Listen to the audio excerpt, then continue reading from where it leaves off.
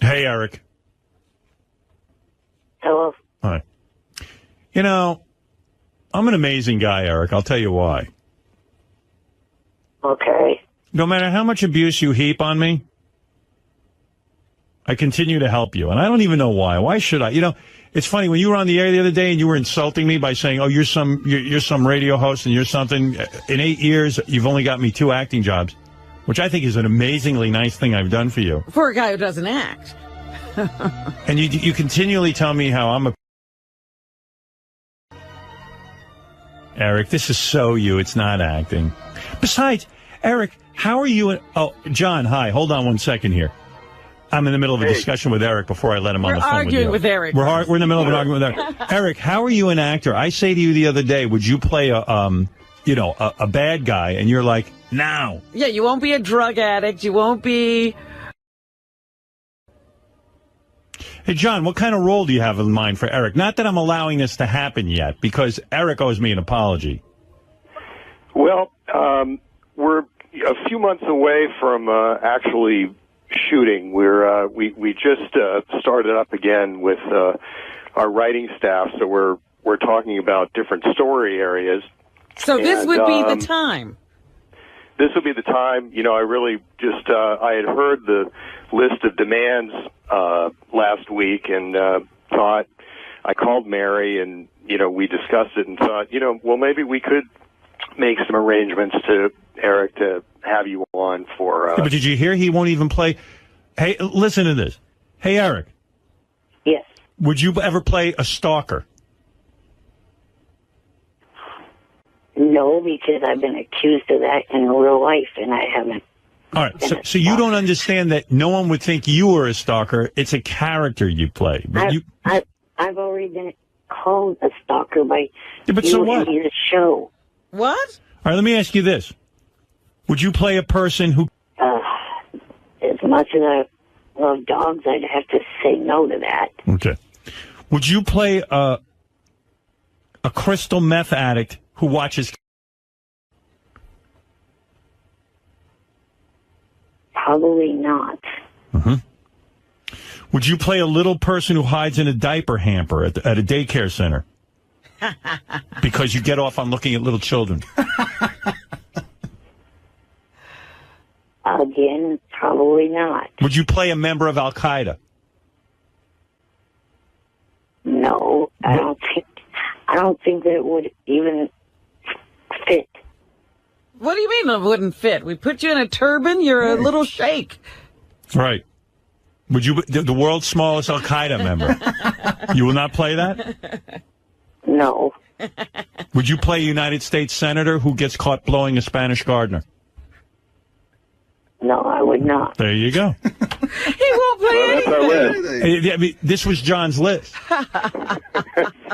Would you play a gynecologist who takes pictures of Mary McCormick's and then puts it on the internet and is accused of being unethical? Because that's a major thing they're thinking about. I don't think so. Well, then you don't get a part. John, would you play... Eric, would you play Mary McCormick's... I don't think so. I mean... Would you play a person who doesn't recycle? Who's like the law is you have to recycle, but you will not recycle. I'll go with that. You would play that. Wow. Wow. That's a big leap. John Strauss, right. Are there any parts where it's a guy who doesn't want to recycle despite the laws? And he has to go into witness protection. Wow. Right. We have a large staff of very talented writers. I think we'll have to get to work on that. What are you thinking? Like what? I've seen the show. What could Eric play on the show? I assume it would be a one-shot deal or maybe a recurring character. What do you have in mind? Well, I mean, I think, we were thinking possibly we have one we're in the area of a hoarder, someone who kind of never leaves the house and has gotten so many a collection of so much stuff they can barely get out of the house. We thought maybe there was something in there. So there's been some discussion about an Eric part based on what you heard here on the radio, and somebody collects Eric in this? That's possible. You know, we. So Eric would play. Eric would play a hoarder. That is certainly one thing we discussed. Eric, are you open to playing a hoarder? That I would not mind doing. What if you're a hoarder who also has to kiss a guy? No. You would never do that. Mm-mm. Okay, we'll scratch that off. No. That'll get him out of the house.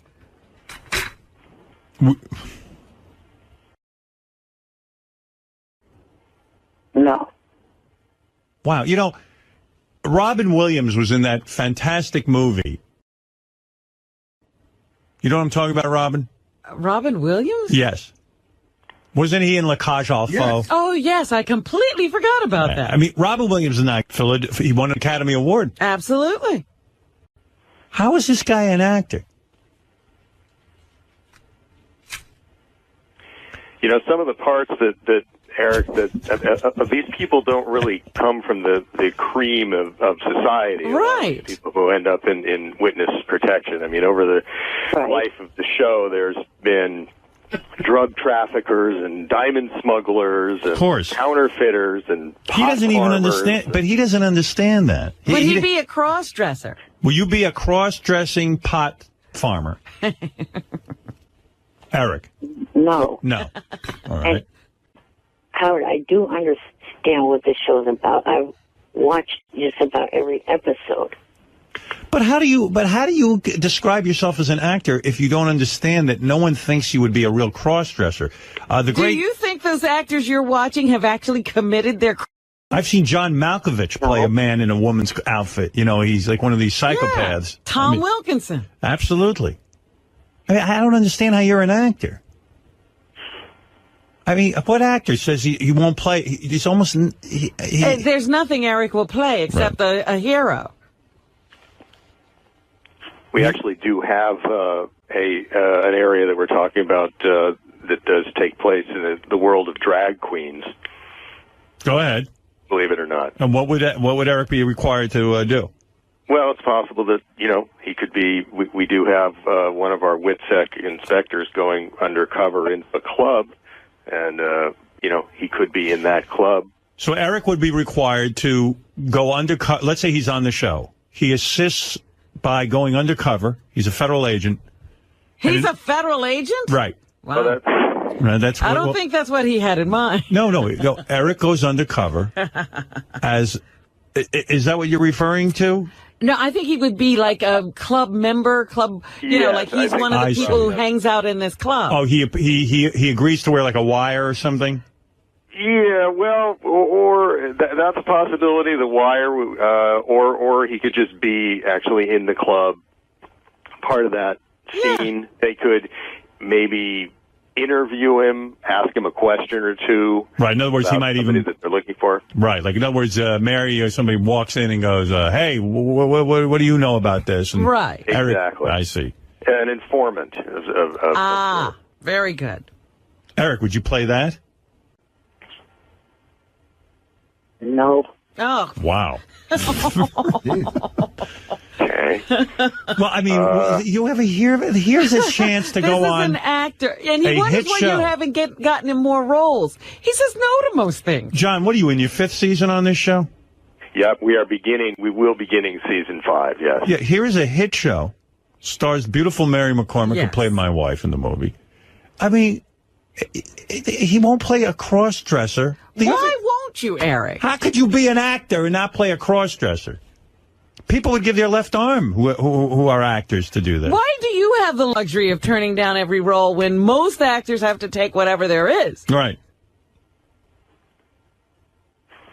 Just don't feel like playing someone like that. Mm-hmm. Then you're not an actor. Do you understand that? You can't pick and choose. I feel that as an actor, if you take a role that you don't like, you're not going to perform well. And if you take a role you do like, you're going to give it all you got and do a good performance. Would you play a white supremacist? No.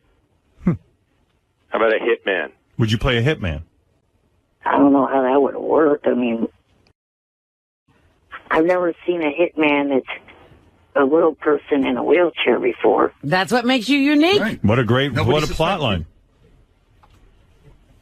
But you think little people don't? Hey, Eric, can I ask you a question? Considering all the things you said no to, what was it about the role that allowed your head to explode that you liked? Well, that was kind of hit on me after I accepted it. I couldn't really back out. Oh. So you would have turned that down? They came up with that after I had said yes. But I'm saying if you would have known in advance that your head was going to explode, would you have turned it down? I don't know if I would or not. How about, would you play a guy who lives in a cuckoo clock? I'm serious. I don't see how that could even fit into that show. Right. Well, Con John, man? would you play a con man? Someone who rips people off? Yeah, I would go for that. No. John, do you see him with many lines or just like one or two? I don't think he can handle more than two. Yeah, I think we were in the neighborhood of 2 lines. I handled more than 2 in the show Fringe. Ideally, how many lines, Eric, would you feel comfortable with? Yeah, weren't you complaining that you had too many lines? And Yeah, too much, we don't want to overwork you. Yeah. Well, to me, that was pretty much because that was my second acting gig. I didn't have much experience doing that, and I didn't know if I could handle a whole long bit of dialogue. All right. So you're ready to do this. Do you really think I should help you with this, Eric? The way you talk about me and the way you boycott the show, do you think I should help you with this? Tell me why I should. Well, it would be nice. It would help your karma go in reverse. It would help my karma. My karma's shot. Well, it may help to turn it around. Would you ever go undercover on the show as a Thanksgiving turkey? Would you do that? No. No. All right. So, listen, John, you're a nice guy. John Strauss, executive producer of In Plain Sight. The guy's a super talented guy. Do you know he wrote the movie Something About Mary? Really? That's One correct. of my favorites. And you also wrote the incredibly huge phenomenon, which is the Santa Claus movies for Tim Allen. Is that correct? That is correct.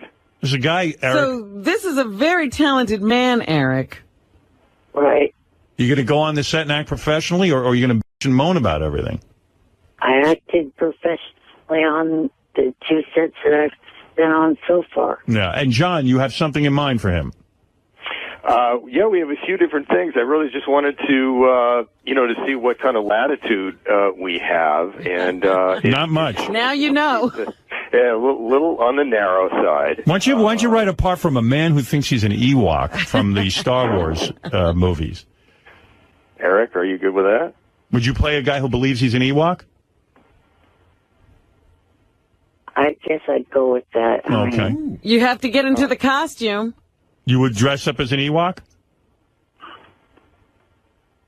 well, those Ewok costumes, no one sees who's in them because they Right. Right. That's correct. cover the face and everything. That's right. You would be an Ewok, but it would be you inside there pretending that you're an Ewok.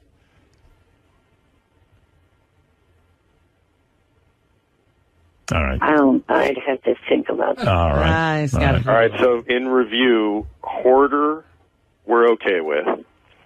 You're okay with Hoarder? Yes. All right. Con man. Con Man, where did we leave it on the cross-dressing bar? No. Oh. No? You understand that doesn't make you a cross-dresser if you play one. I know that. Okay. But why won't you do it?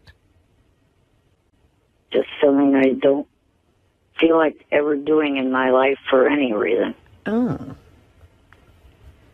And Hitman, we thought was unusual, but that was a possibility. Right, Eric? Yeah. Oh, okay. Okay. John, it was a painful discussion, and yet we did learn a few things.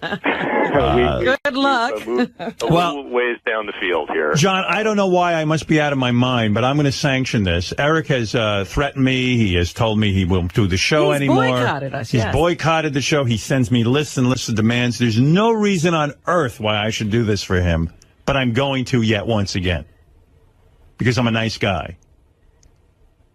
Well, I've enjoyed listening to Eric on the show, and I did hear the list, and we thought if we could do our part to... and who knows, John, maybe Eric will even thank you for the opportunity. I think he thanks other people. He just doesn't thank us. Maybe he'll even thank me, but I'm not holding my breath. You know what I'm saying? I understand. Eric, is it, we do shoot the show in Albuquerque. Oh, good luck. Mexico. Good luck getting him there. Go. I can't go. I need my oxygen. I need a 5-star accommodation. I need. Are you going to be I've never said anything about needing 5-star accommodation. Okay. Perhaps that was an exaggeration. But you're going to have a lot of demands. Can you get to Albuquerque?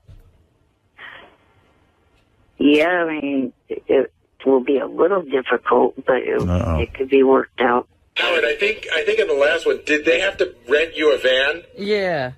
They had to get an SUV and a driver to drive from here to Vancouver and back. Oh my God!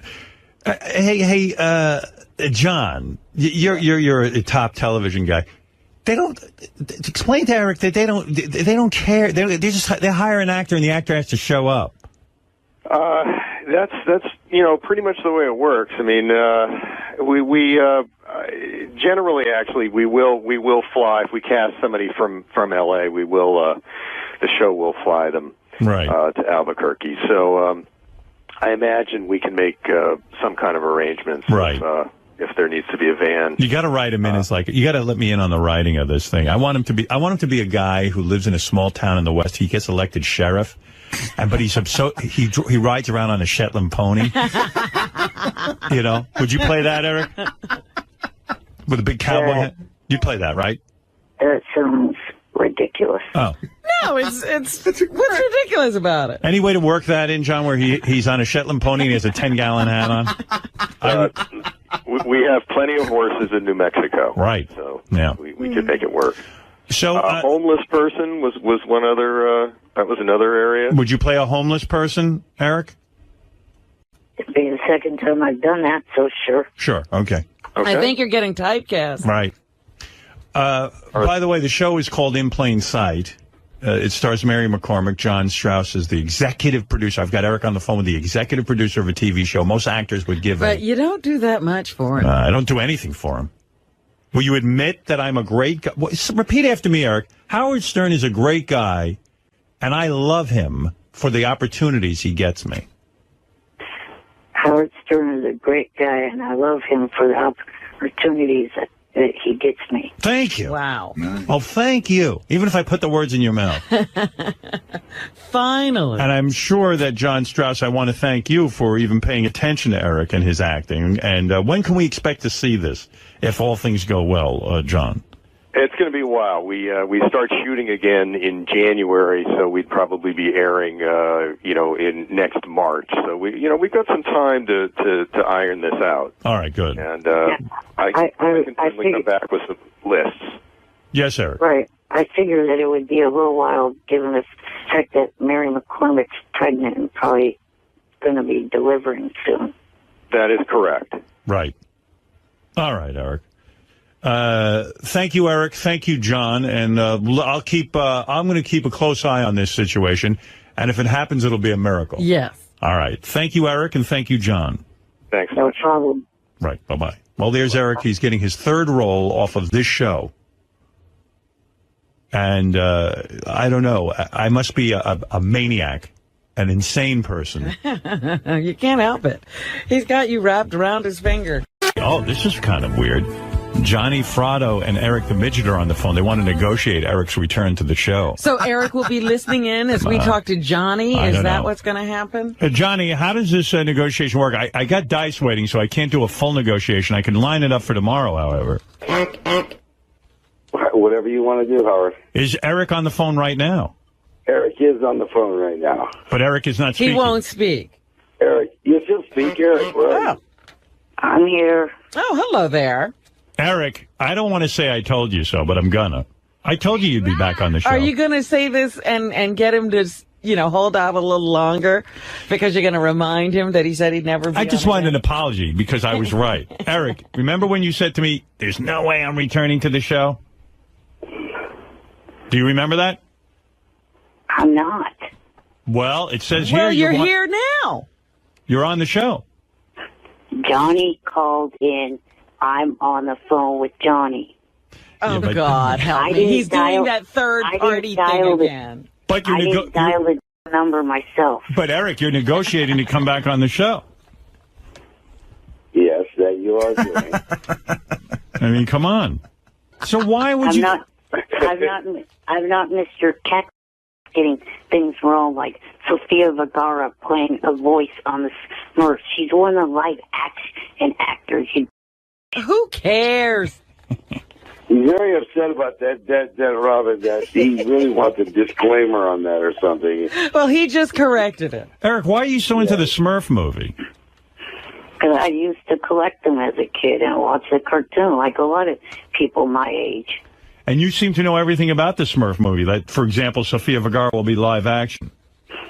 Because I've watched I've watched all of the trailers that have been put online. I see. If I would have known this, I would have built a whole village at that Comic-Con. Eric, do you relate to the Smurfs? Is that why? Because you feel, you're a little person and they're actually little people? They're actually dwarves? No, it's not it. Who's your favorite Smurf? Grumpy? No. Did you ever fantasize about being a Smurf? No, not at all. Do you have a favorite Smurf? I mean, I guess I like a few of them. Brainy. I don't have a particular Sheila? one. Sheila.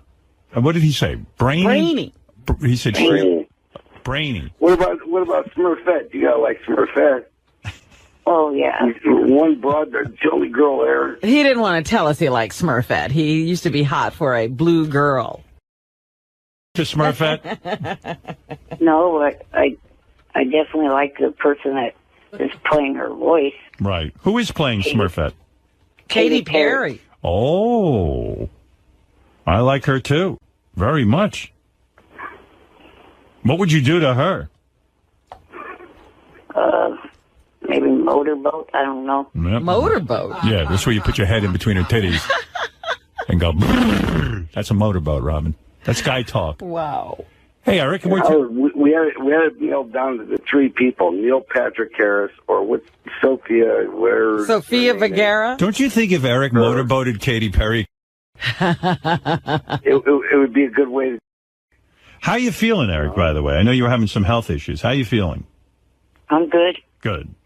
Well, I don't know what this. I don't know what the negotiation entails for you to come back on the show. Yeah, why are we negotiating? I'm just happy that I was right, that you are, in fact, looking to come back on the show. Not really. Well, then why are you calling? Or why is Johnny calling? What's the negotiation?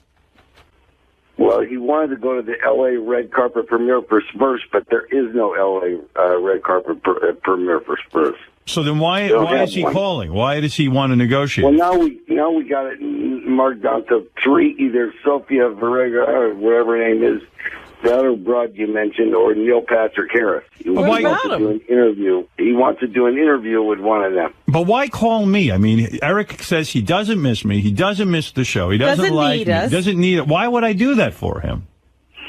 Well, he does miss you, obviously, because if he didn't miss you, he wouldn't be on the phone right now. But he says he doesn't miss me. Well, you got to think of everything Eric says is opposite. Right. Like Bizarro World. Like, you know what I'm saying? Is that true, Eric? You do really miss me? You just are afraid to admit it? Now, be honest. Well, you yourself, maybe a little, but the abuse that I take from the fans and shit like that, I don't miss that one. But, Eric, aren't you really... Or the long hours on hold, either. Yeah, well, Eric, don't you sort of miss I mean, I know the fans give you a hard time, but isn't it nice when you have all that interaction with fans and the fact that anyone cares? Even if they're negative, at least there's a lot of activity around you. There must have been some positives. Yeah. There was lots of positive. Remember when he was on Fringe? I now watch that show. Yeah. I mean, Because of you. Because of me. Remember when he got to the Bunny Ranch? All the good times? Hey, there it is, because of you. Right. And Howard didn't even watch Fringe. Once he saw you on there, he loves the show now. Right. All right. It should be very smirky. I'll tell you what, Johnny, let me arrange with Gary a time so Eric's not on hold. And we'll, so we can get you right on and we'll arrange for this negotiation. I'm ready. Eric, are you ready? Yes. Eric, he's ready. All right. I even heard that Neil Patrick Harris tweeted you a question of why I wasn't at the New York premiere.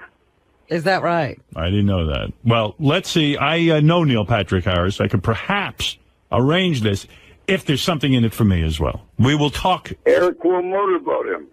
Oh. Oh, hell no.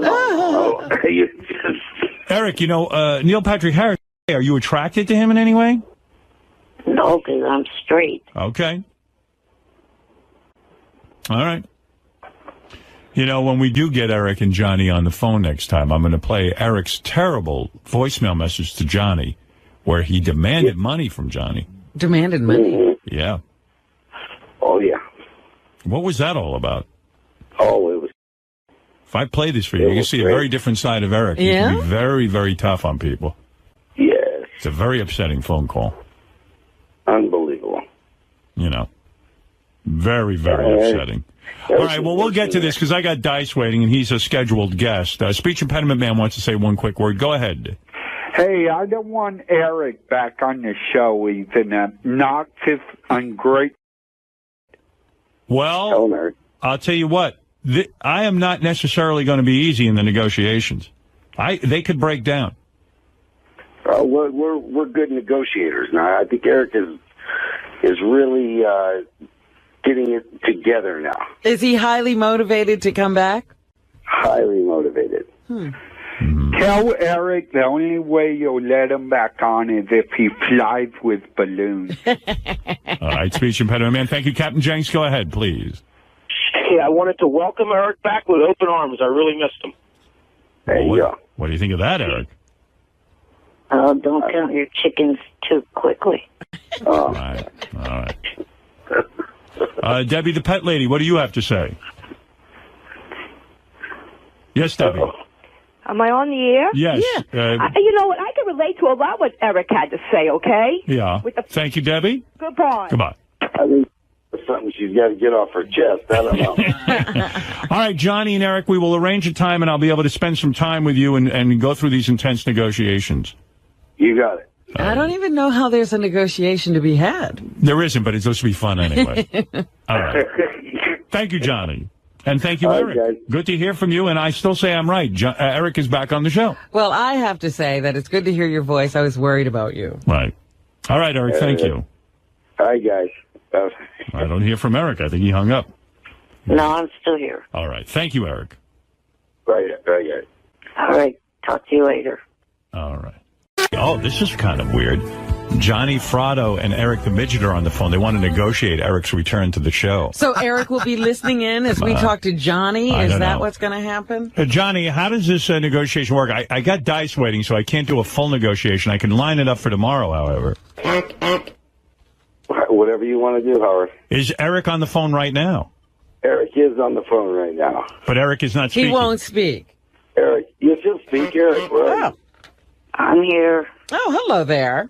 Eric, I don't want to say I told you so, but I'm gonna. I told you you'd be back on the show. Are you going to say this and get him to, hold out a little longer because you're going to remind him that he said he'd never be I just wanted an apology because I was right. Eric, remember when you said to me, there's no way I'm returning to the show? Do you remember that? I'm not. Well, it says here. Well, you're here now. You're on the show. Johnny called in. I'm on the phone with Johnny.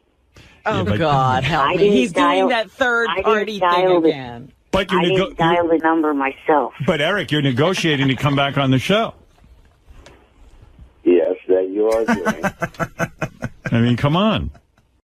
Johnny Fratto called in with Eric the Midget on the line, and Howard said that once Eric spoke, that brought him back to the show, and I guess there's going to be some negotiations set up. And maybe as soon as tomorrow morning, I might get them back on. Oh, really? Yeah. And are you excited about this? Sure. I knew he'd be back, you little guy. But he doesn't think he's not back yet, because Johnny made the call. He was on the show this morning. I know he's into these the semantics of I didn't make the call and all that. And they asked me for the news today. How do I feel about him coming back? And I said it'll be fun to have him back on the air. And I did agree with him when Howard said today, do you miss the show? And he said I don't miss. Give me a hard time, and I can understand that. And then he got under my skin again. He goes, and I don't miss being left on hold. And what I would say to you if you're listening, Eric, is sometimes you're left on hold because there's just other things going on.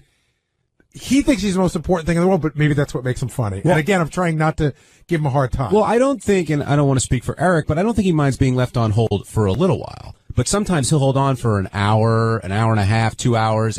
But if we're not expecting your call and we have a schedule and we're talking to a guest, the part that makes me laugh but also burns me up is you left me on hold for an hour while you spoke to that dumb Playboy girl who was supposed to marry Hefner. She was he'll say something like that. Yes, he will. And I'll be like, really? You think you're more interesting than her? And sometimes he might be. We only have a couple minutes left. Let's move on to Eric the actor, Eric the Midget. I'm not even sure what to call him now. Did you want to say something? Eric the Midget. Eric the actor. We agreed. Oh, that's right. Eric the actor. We did agree. Okay. We did agree. Sorry. Let's just call him Eric. Why does Johnny Fratto need to call in on Eric's behalf? Because that's his manager. Johnny Fratto is Eric's manager, and Eric needs to manage Howard. I think John doesn't like that Fratto's involved. Well, no, I think if Eric wants to come on, he should come on. And right. Johnny can be, but don't pretend that, he's only on because Johnny's calling. And I don't like when they do the bit. Just like, Eric, get on there and let's see what happens.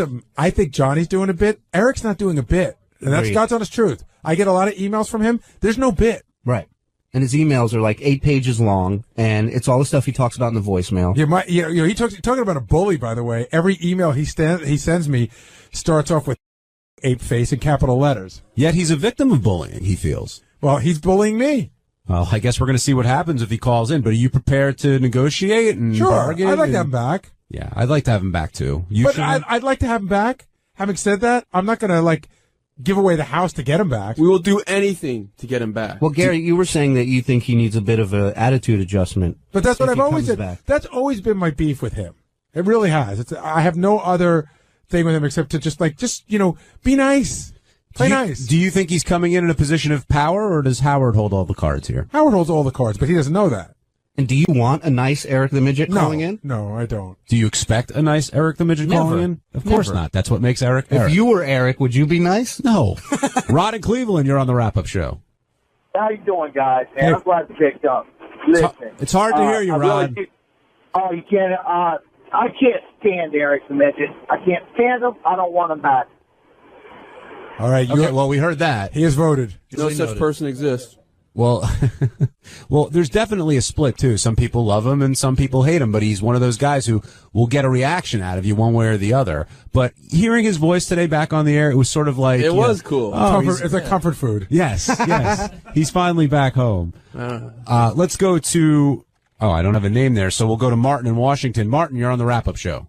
Yeah, I think... I'm sorry, I'm switching back to Steve Langford real quick.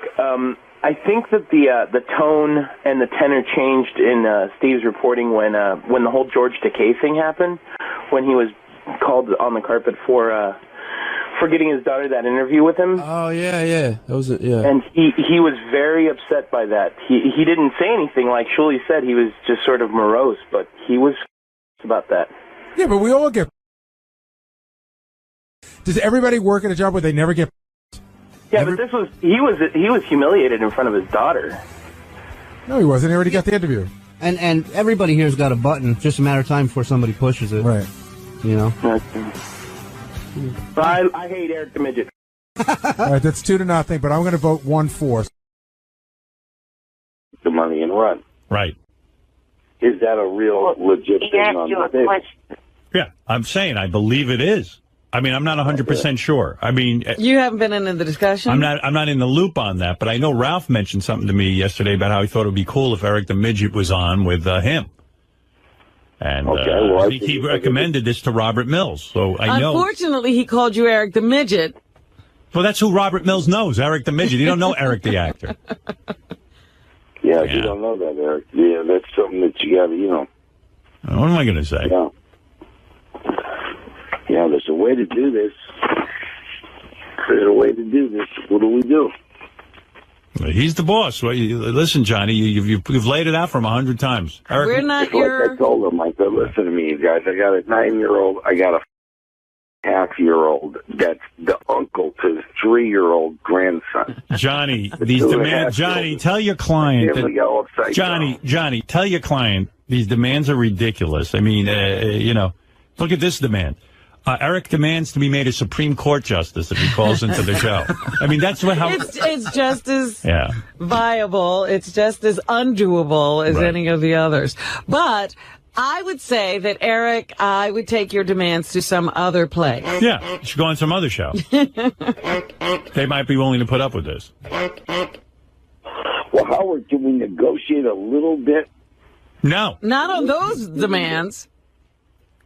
So we need all new demands. Yeah, I think here's what I would suggest, Johnny. Have your client go back and make new demands. And then we'll have a discussion next week. All right. All right. We're going to come up with reasonable new demands. Yeah, reasonable. Yes, Eric.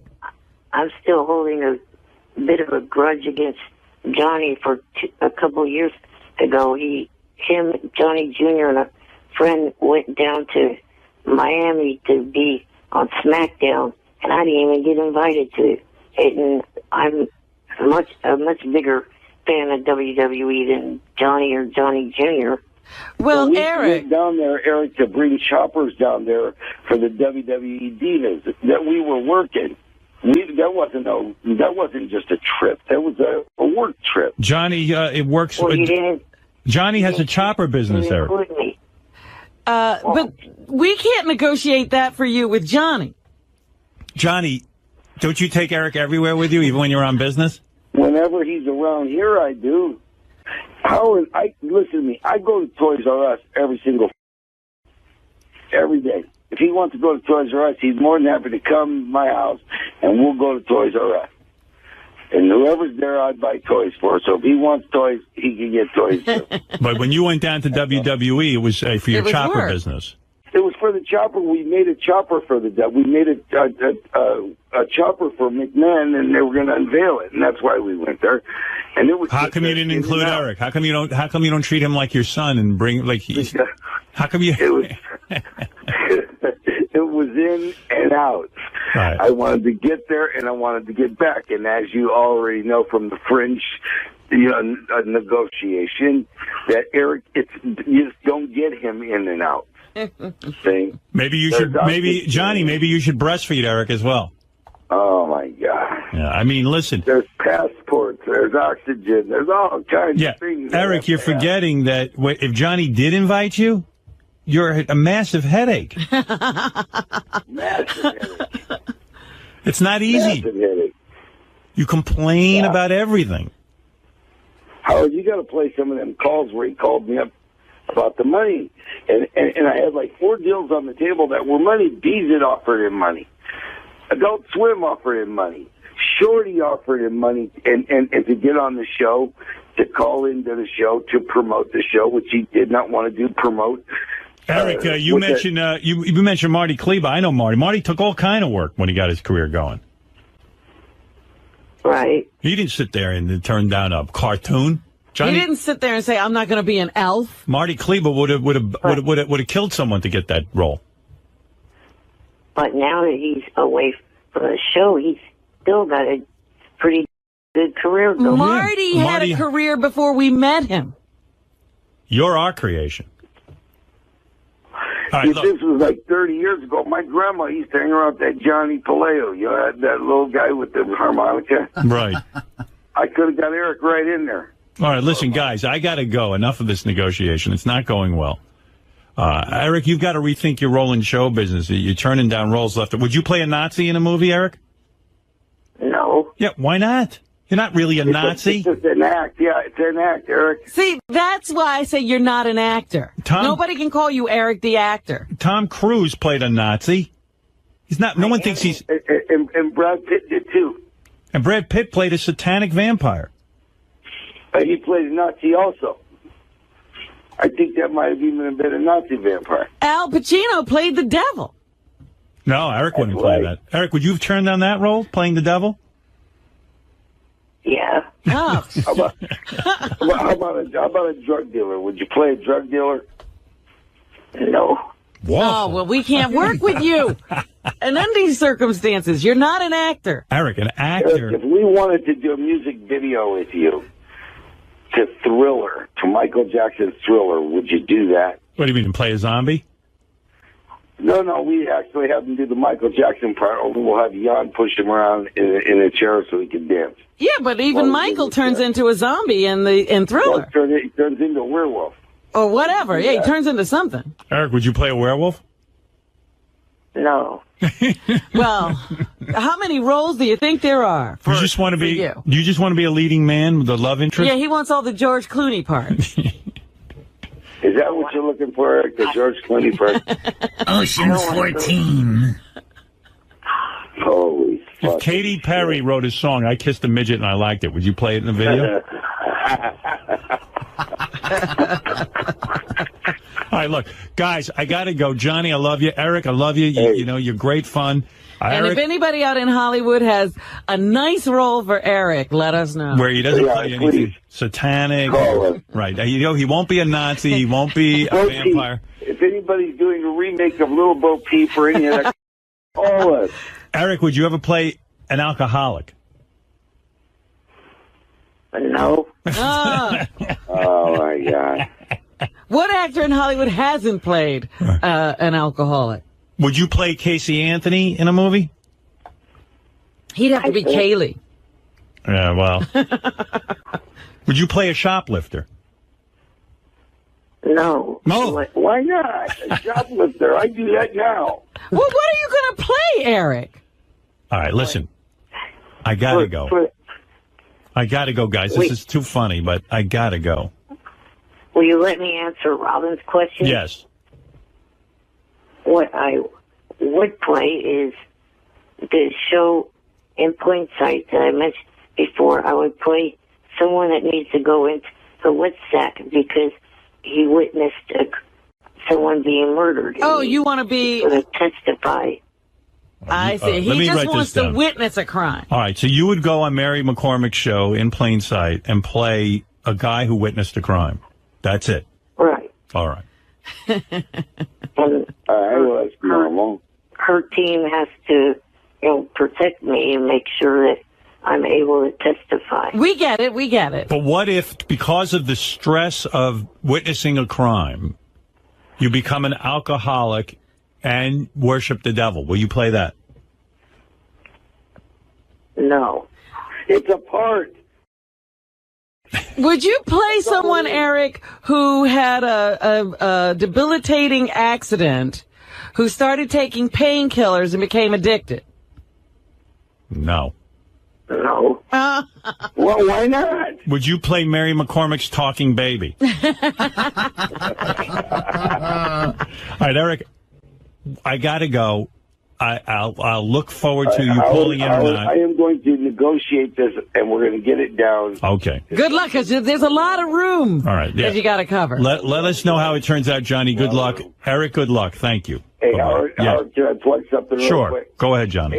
AMCTV.com. You can see all the things from Mob Week that we did last week on television. And also, look for September 2nd, we're doing the St. Valentine's Day Massacre on National Geographic. And it's really, really great. Eric, is there something you would like to plug? All I would like to say is that hopefully this weekend, Johnny will have me come down for his birthday and also go to the SummerSlam WWE pay-per-view. All right. I thought you wanted to go to Scores. Oh, yeah, Scores, too. Yeah, so Gino at Scores says that if Eric comes, he's carte blanche. And boy, you sure don't get that without the Stern Show, buddy. Right. All right. Thank you, guys, and good luck. Right. Bye-bye. You got it. Right. Bye. Good luck, Johnny. Good to speak to you guys. All right, thank you. Good luck. Good luck dealing with Eric. And Eric, good luck dealing with Johnny. Thank you. Bye, guys. All right. We're the best demands ever. Yeah. I read through his demands last night. I almost fell off my chair. Eric, the retarded whackpacker.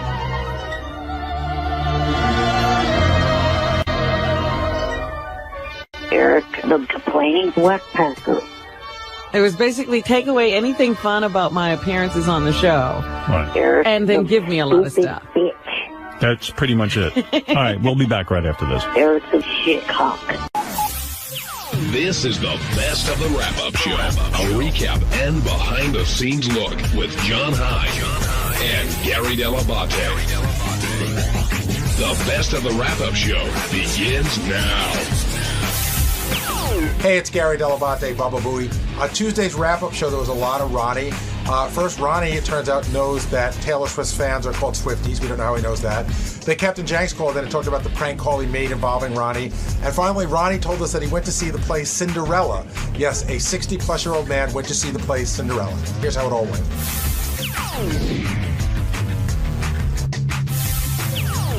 Another argument that we had, sort of, I won't say argument, but discussion we had before the show, and Howard picked up on it during the show, was about Taylor Swift singing along to all the acts. You know, some people felt that she was doing it for camera time. I'd asked JD, but he can't come down here right now. How come? What's he doing? He's in a meeting, but he does feel that way. I'm with as JD. Do you.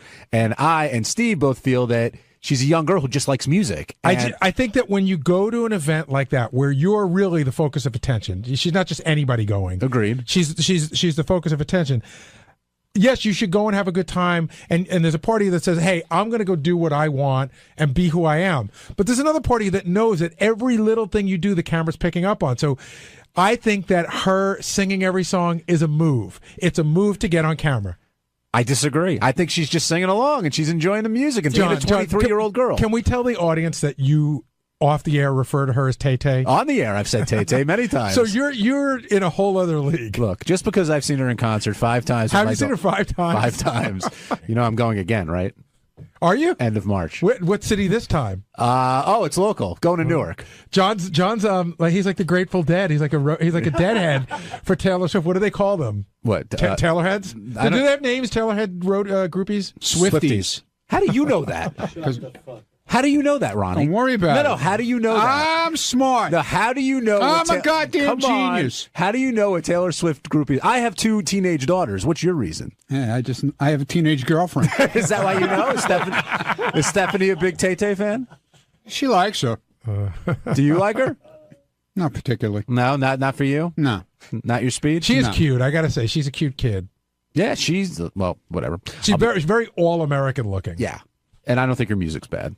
Some of it, not all of it. Steve Brandano agrees. I see him shaking. I think it's funny because you don't think her music is bad. I'll give you 10 other artists that like dance around her genre that you would probably hate. That's true. I like her older stuff, like Tim McGraw. But anyway, let's get Ronnie. I'm glad. I like her Greetings from Asbury Park album. I'm glad you're here. Oh, are you really? Yes, I am. Because good. before getting into David Spade, I did want to ask you about that prank call that Jenks did because apparently you weren't a big fan of it. Not that it wasn't a big. I mean, he got upset because I didn't knock him on the news. I just said I was, I'm friends with a lot of cops, and it was a whole cop thing, and cops were getting shot and killed that day, even. So was it not fun and not funny? It was his stuff is funny, but you know what? He got all bent. He started knocking me on Twitter because I said, because I did the news story with Lieberman saying, that I wasn't too thrilled about it, but, I didn't say I hated it. Do you think Jenks did the wrong thing by doing it? He never does the wrong thing because he's always doing those phone calls. So, He's done a couple of calls I think he wish he could take back. Are you pissed at him? No, not at all, but he's pissed at me. Jenks, are you pissed at Ronnie? Jenks, you there, buddy? I'm not pissed at Ronnie. I was just bummed out that because I thought he would think it was cool.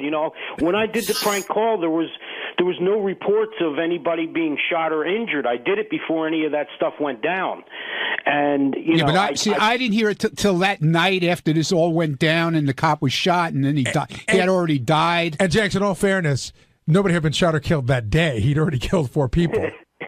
But the thing is I don't do this to make fun of a tragedy or to make fun of people being shot or injured. I do it to show that these people on the news, after 25 years, they still can't stop it. They still don't check their sources. And, I let it out that it was a prank call early on. I didn't keep everybody on about it.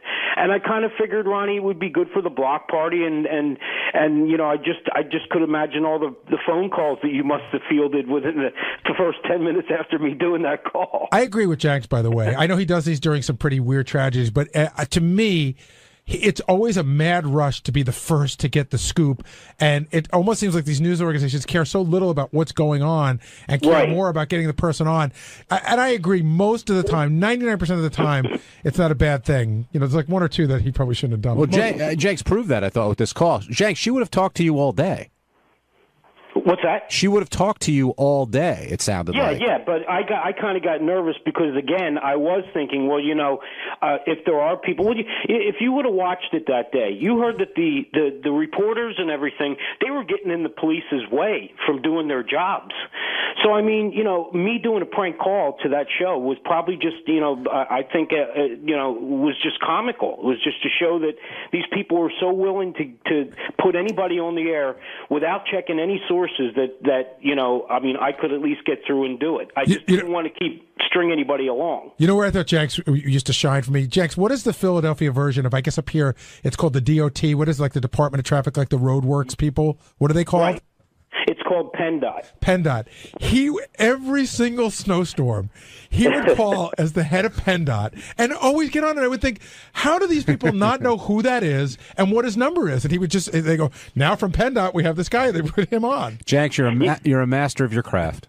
But Ronnie, you're not mad at me. No, right? I never said I was pissed. I just said, if you listen to Lieberman's story, I never said I was pissed. You weren't pleased, though. But I just wanted to make sure you didn't have a problem with me because I'd be bummed out. I was bummed out that you didn't like it. It's not that I didn't like it. I'm saying it's not that I didn't like it. It was just, I don't know. At the time, it just hit me the wrong way. I don't know. All right. Thanks, Jax. We're all good. What did you do for Valentine's Day? What did I hear you saying? Hey, listen, you're going to Taylor Swift. I went to see Cinderella. I'm going with my daughters. What did you do for Valentine's Day? I went to see Cinderella on Broadway. My God. How was it? Why? Because that's what Stephanie wanted to do for Valentine's Day. She's into Cinderella, I guess. I don't know. She thinks you're her prince. Yeah, I am. I am a prince. I got we sat third row, I was a prince. Someday her prince will come. Yeah. How was exactly, it? After I'm gone. What'd you think of the show? It wasn't that terrible. I didn't fall asleep, so it wasn't that bad. Actually, they added a little humor into it. How so? And they made little jokes here, here and there. I got to ask you a question. Good. I'm not being facetious about this at all or anything. Were there mostly kids at the show? No, absolutely not, dude. It was all adults. Really? Yeah. I wonder why. And it's not even open yet. It's in preview, and it was sold. It's been sold out for date. Really? Who's in it? Anybody big? Any big names in it?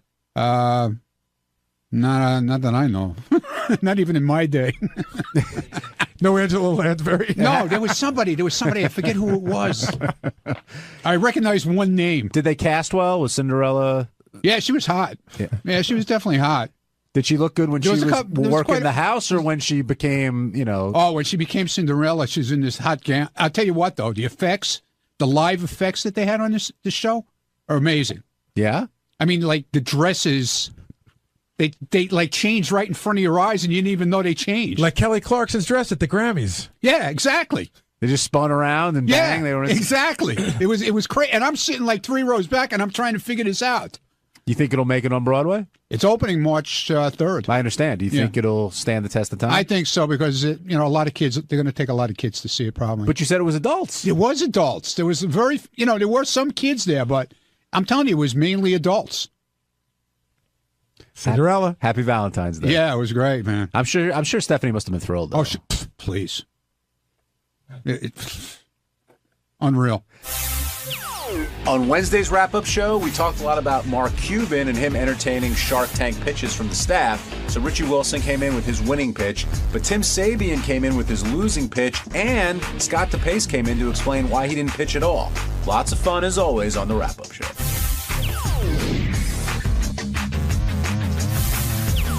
Mark Cuban also came by, and he was a great guest. He was all fired up, a lot of energy, had a lot of fun things to say. And then he had to sit through those pitches of Tim and Richie Wilson. I want to talk to Tim about his failed pitch. I want to talk to Richie Wilson about his successful pitch. I think everyone was surprised that Shittens ended up going over well with Mr. Cuban. Yeah, I think Tim was bummed out. I know he believes in his idea. He was excited about it. I wanted to pitch his other idea, which is a leash for a television remote. I'm sorry to give that away, Tim, but... You're talking about the thing like whenever you go to the shittiest hotel in the world and they have the leash on the remote control? Gary, like don't let him know that. But his app to find, clean places to go to the bathroom, I know it exists, but apparently Tim's is a little bit different, but we really didn't get to learn the details because Mark Cuban shot him down pretty quickly. He went, eh. Yeah. Do you think that in Tim's pitch it was necessary to tell Mark Cuban, a guy you're A, trying to get money out of, and B, a complete stranger, he could have just said, hey, sometimes you got to go to the bathroom. He didn't have to tell him that he shit all over the wall. That's what makes Tim, Gary. He didn't have to tell him, but he wanted to, add some color to the story and get him interested, and I understand that. Tim came to me afterwards. He's like, this app is going to kill. He's got it under control. Yeah, get Tim down here. I want to talk to him about this app. Did you know he put $8,000 into the app already?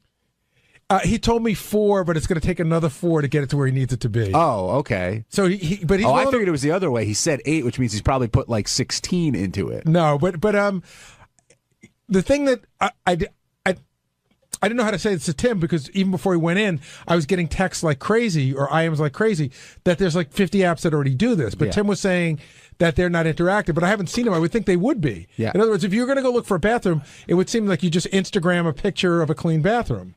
Richie Wilson, though, has put $8,000 less into his idea, and he got the endorsement from Mark Cuban. And I saw out in the hall, you guys were buddying up. Is this gonna happen? I put 8 minutes into this. That's all it was. Yeah, quick little idea, and he liked it. He was really cool about it in the hallway. I love the idea, by the way.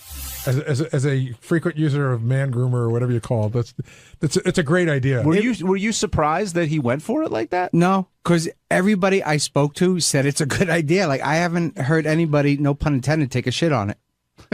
So what are you going to do? I'm trying to reach out to companies now about having it manufactured. I'm looking for, and if a company's interested, get in touch with me. And Rachel's at home right now. She's looking up manufacturing companies. Here's your problem, though.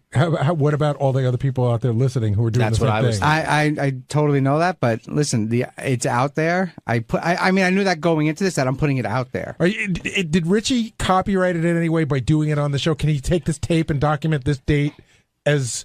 Yeah, I mean, it serves as some type of copyright, but if I'm the manufacturer, I thought of that 2 years ago. Right. Yeah. And we've been working on it ever since. But you have to have proof of that, though. But that was exciting. I mean, look, he took you at first it was kind of goofy, but then a couple minutes in, he was taking you very seriously. For the simple fact, he didn't tell me to get out like he told Tim. Yeah. And he said that, and when he said there is something there, like I almost skipped a beat, man. I was like, there's a billionaire businessman liked an idea that I pitched him, and Ronnie told me he was laughing about it and loving it all the way down the elevator. He was cracking up. Even if you don't get a dime, at least you get that satisfaction of knowing that he endorsed your idea. Yeah, and he told me in the hallway, he said, you really should try to get on the Shark. He said, you really should try to come on. Oh, so get on the show. So as soon as if he would have been here with people, I would have asked him, is there a number? How do I get in touch? But I didn't want to ask him, like, hey, give me your email address. Are you going to change the product name if you have to get on Shark Tank? Because I don't know if they'll let you go on. I would do a Shittens brand, because for like a guy, like a hunter, they would love to use Shittens in the woods. Like, that would be great. But I would have to change the name, somehow. You got to change the name because the place you need to sell it is the moms and. I'm not talking about that. Like, you can't get into Kmart or Target or unless you put BJ's like the pound sign and percentage or whatever, tens, you know what I mean? That's actually a better idea. Yeah. But even some of those places won't deal with that. That got me 3% of the company, by the way. You're in. You're in. You have 3% of nothing. I appreciate that. The other thing, I know other people were upset, Gary, because they wanted to pitch and didn't have the opportunity to do so. I know. We had. I think we had 5 people out here altogether. You know who was supposed to pitch and declined to pitch was Scott DePace. And what happened was basically Scott DePace told me yesterday, I no longer believe in the video caddy.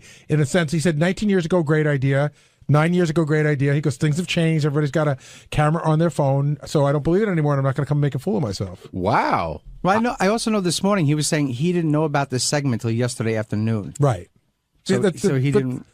Well, that's okay. I mean, I think he wanted some preparation or to have a pitch. For somebody who's been working on for 19 years? I'm surprised. I mean, he's got a lot of pride. I know that, and he believed in that product for a very long time. Technology's changed. But for him to admit that, that's a big step. Now, do you think he did it just because he didn't want to do the pitch? I think he did it because he's out of video caddies and it doesn't matter anymore. I don't know if I don't know. Scott, if you're still selling them, let me know. But I remember him telling me he sold out. I mean, the video caddy is 5 times bigger than the iPhone.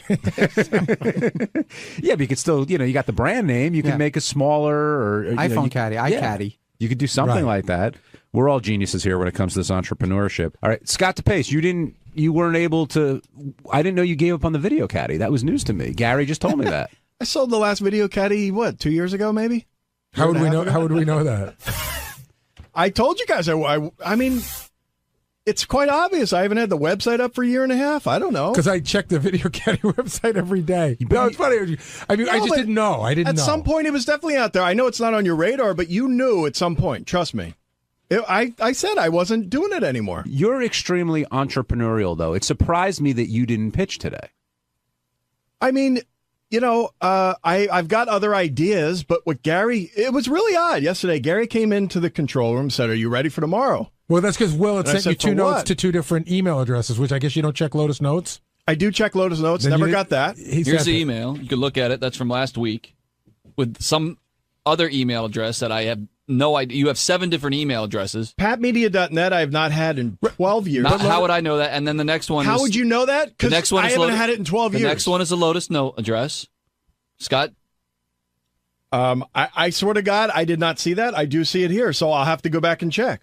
But I did not see it. But again, when I type in your name, and this is a bigger issue, but people have all these outstanding email addresses, and how are we supposed to know what email accounts are active? We're all on Lotus Notes. Then that's what we do. We use Lotus Notes only. That's fine. Wait a minute. So I had an email address that changed about 6 months ago. I didn't remember which one it was. I let our IT guy know. I let Tracy know. But I can't spend 25 minutes looking up trying to find your old email which says what your new email address is. But that's not how it works. You know what? It's a bigger issue. That's actually a Lotus Notes. What else issue, can I do? But anyway, if you had an idea to pitch, would you have pitched something if you had more time? I have plenty of ideas, but I wasn't really prepared. I didn't know exactly what was going to happen. I didn't know whether I needed to have artwork and all this stuff ready to go. If it was just an idea, yeah, I've got ideas, but I didn't think that he was going to take anything seriously today. But he took Rich's idea very seriously. Yes, he did. That idea is horrible. Oh my God, you're so jealous. He totally took that idea seriously. Is horrible. It is not. You're not really going to do it. You're not going to do that stupid Scott, idea. you really don't think he took that idea a tiny bit serious? I think he took. I think he was on the show and he wanted to sort of, but then why didn't he take Tim's idea serious? I think he did take Tim's idea seriously. He assessed Tim's idea, right? Said it had been done, and said goodbye. He listened to Richie's idea. He said you've got something there. And I don't think he was doing it to be a nice guy. I wouldn't invest $1 in that idea. I mean, you don't have $1 like him to give. A wife would do. You sure I do. A wife would do just as much as a glove. How do you take the glove off? I don't know. To me, but that's the best thing about Shark Tank is they really don't care what the idea is. If it makes money. If Richie proves that Shittens is a moneymaker, he'll invest. Why wouldn't he? For the guy that made Post-its, he said, "I'm going to put glue on the back of a notepad," and people would have said that's stupid, and they made billions off it. You can't just. Fail. It's the same type. Why are you so frustrated by this? I'm not.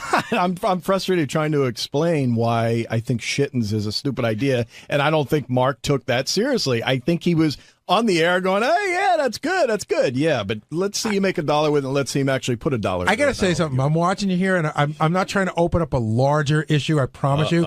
I just don't think you can revel in anybody else's success that isn't Gary, yours. that is not true at all. You come up with these thoughts that there's no accuracy to that. If Richie had made $1 million, that would be awesome. But here's a point. I'm simply saying that Mark, I don't think he was being genuine. And I disagree with you. What you're saying is you don't like Richie's idea. That I get. But Mark seemed genuinely interested in that. Why did everybody see that but you? I guess you guys aren't as bright as I am. I don't know. I don't know what it is, but I don't think he would put $1 into that fucking thing. What did you think of Tim's idea? To find a bathroom?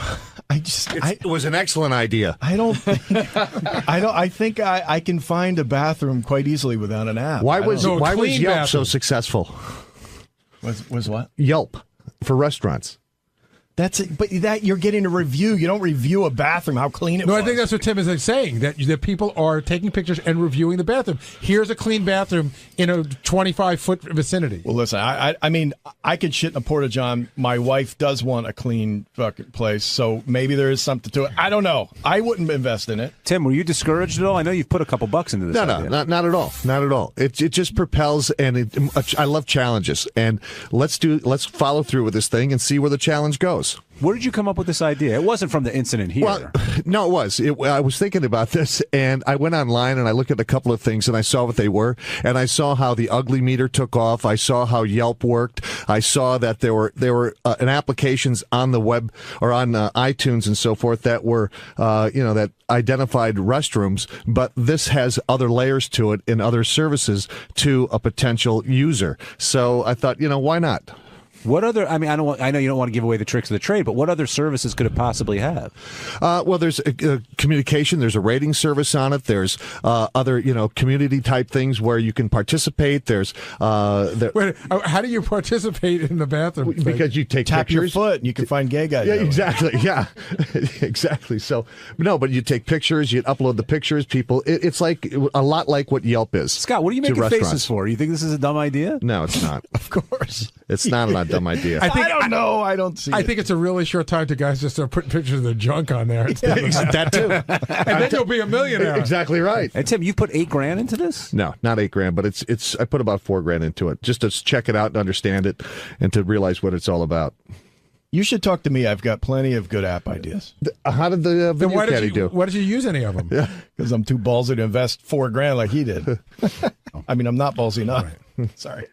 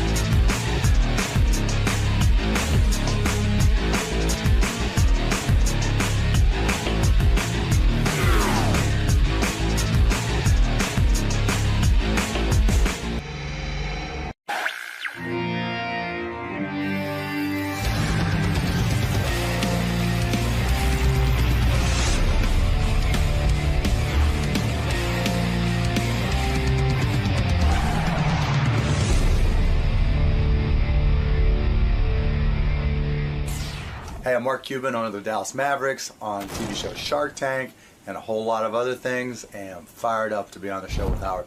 It's actually, I think this is my third time. It's the first time in 8 years, so I think he forgot about me.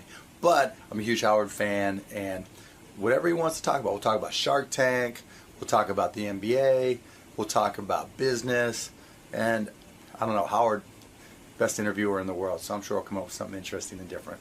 Absolutely, and since it's been almost a decade now, you're going to be sitting down with the uncensored version of Howard. So yeah, and that's true. And so, who the fuck knows what'll come up? I don't care. That's the beauty of coming on Howard Stern show. You just never know what direction he's going to take it, and you just never know what he's going to ask you. So that makes it fun. All right, we'll see you in the studio, Mark. Can't wait. I was talking to Mark Cuban in the green room. I told him you go to the games. I was like, he was very excited by that. Yeah. But he said, like, people don't want to talk about basketball anymore. It's just people stop on the street constantly. Just want to fucking pitch them, you know, their dopey inventions. Well, yeah, he's on TV. It's awesome. You like that show? Oh, I love it. My favorite show on TV. People love I that don't show. even watch it. It's American Idol. The guys are so fucking smart, Howard, and savvy, and they know their shit, and they call bullshit. So it's a great show. Right, because they're businessmen. Yeah, that's what it is. They don't care about the idea. They care if it's making money. That's it. Right. Like, if you come with a flashlight, you can make money. They don't care. Right. Oh, whoa, there he is. Look at you. Hey, man, what's happening?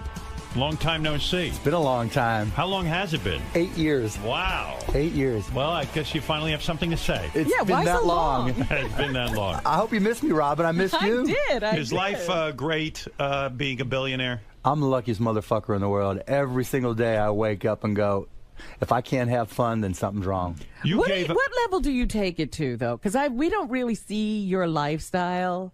I just, I'm pretty much the same guy I was before I had money, but I just don't put any limits on myself. So if I want to do something and I think it'll be fun, I can do it. How many homes do you have? Like 6. 6? Yeah. Where are they? Caymans, New York, L.A., Miami, Dallas. I got 5, I guess, yeah. What's your favorite place to live in? Dallas is my favorite place to live, but I like to get away to the Caymans because it's close. It's only a 3-hour flight from Dallas. It's not like a big fancy. It's not like going to south of Spain where everybody's partying all the time. I got 3 kids now, so it's laid back and we can have fun. Miami's more of a party town for a single guy, right? Yeah, I've had this place for like 15 years. Is it a private home or do you live in like a penthouse? Yeah, it's more of a penthouse in a building. Yeah. I see. Is that noisy or is that where you go to really unload? No, it's just like one of those spots that I've had. You know, when I was single, right? When I was making the rounds, I bought it and it was like, oh, this place is badass, so I'll buy it. And then I've just kept it. I've just never done anything with it. Rich guy, I mean, super rich people like billionaires, they don't sell their properties necessarily because it's like, why bother? Why You just bother? keep it around. That's the truth, right? Because it's more of a hassle. You know, I've got my stuff there. It's easy. Why mess with it? So if I wanted to buy your place in Miami from you, I'd have to offer you some astronomical amount of money or something to turn you on because there's to make it worth your while. Exactly. Yeah. Otherwise, it's not worth the hassle. I mean, I got clothes there. You know, that's probably the best part about having these places because when I go to a different city, I got my stuff. So I've got like everything down there. I've got a stocked refrigerator. Now, so who I does just show all up. that? In other words, if you have you 5 gotta have staff. In other words, if you have 5 homes, okay, so you decide you're going to go to Dallas. I don't know. You decide you're going to go to Cayman Islands. You've got to have a bunch of people who live there who, at any moment's notice, when you say I'm coming down, have to prepare that home for you, right? Only in the Caymans because it's got like 600 feet of beach, and so you've got to like take care of the beach. But everywhere else, I just have a guy, you know, just someone who will, you know, hey, I'm coming down, I'm bringing the kids or not bringing the kids, stock the fridge, make sure everything's ready to go, and that's it. Do you have a personal chef who prepares your meals? Me personally, no, but we just got one at home. Like, you know, with kids, my biggest fear in life is that my kids turn out to be messed up. Right.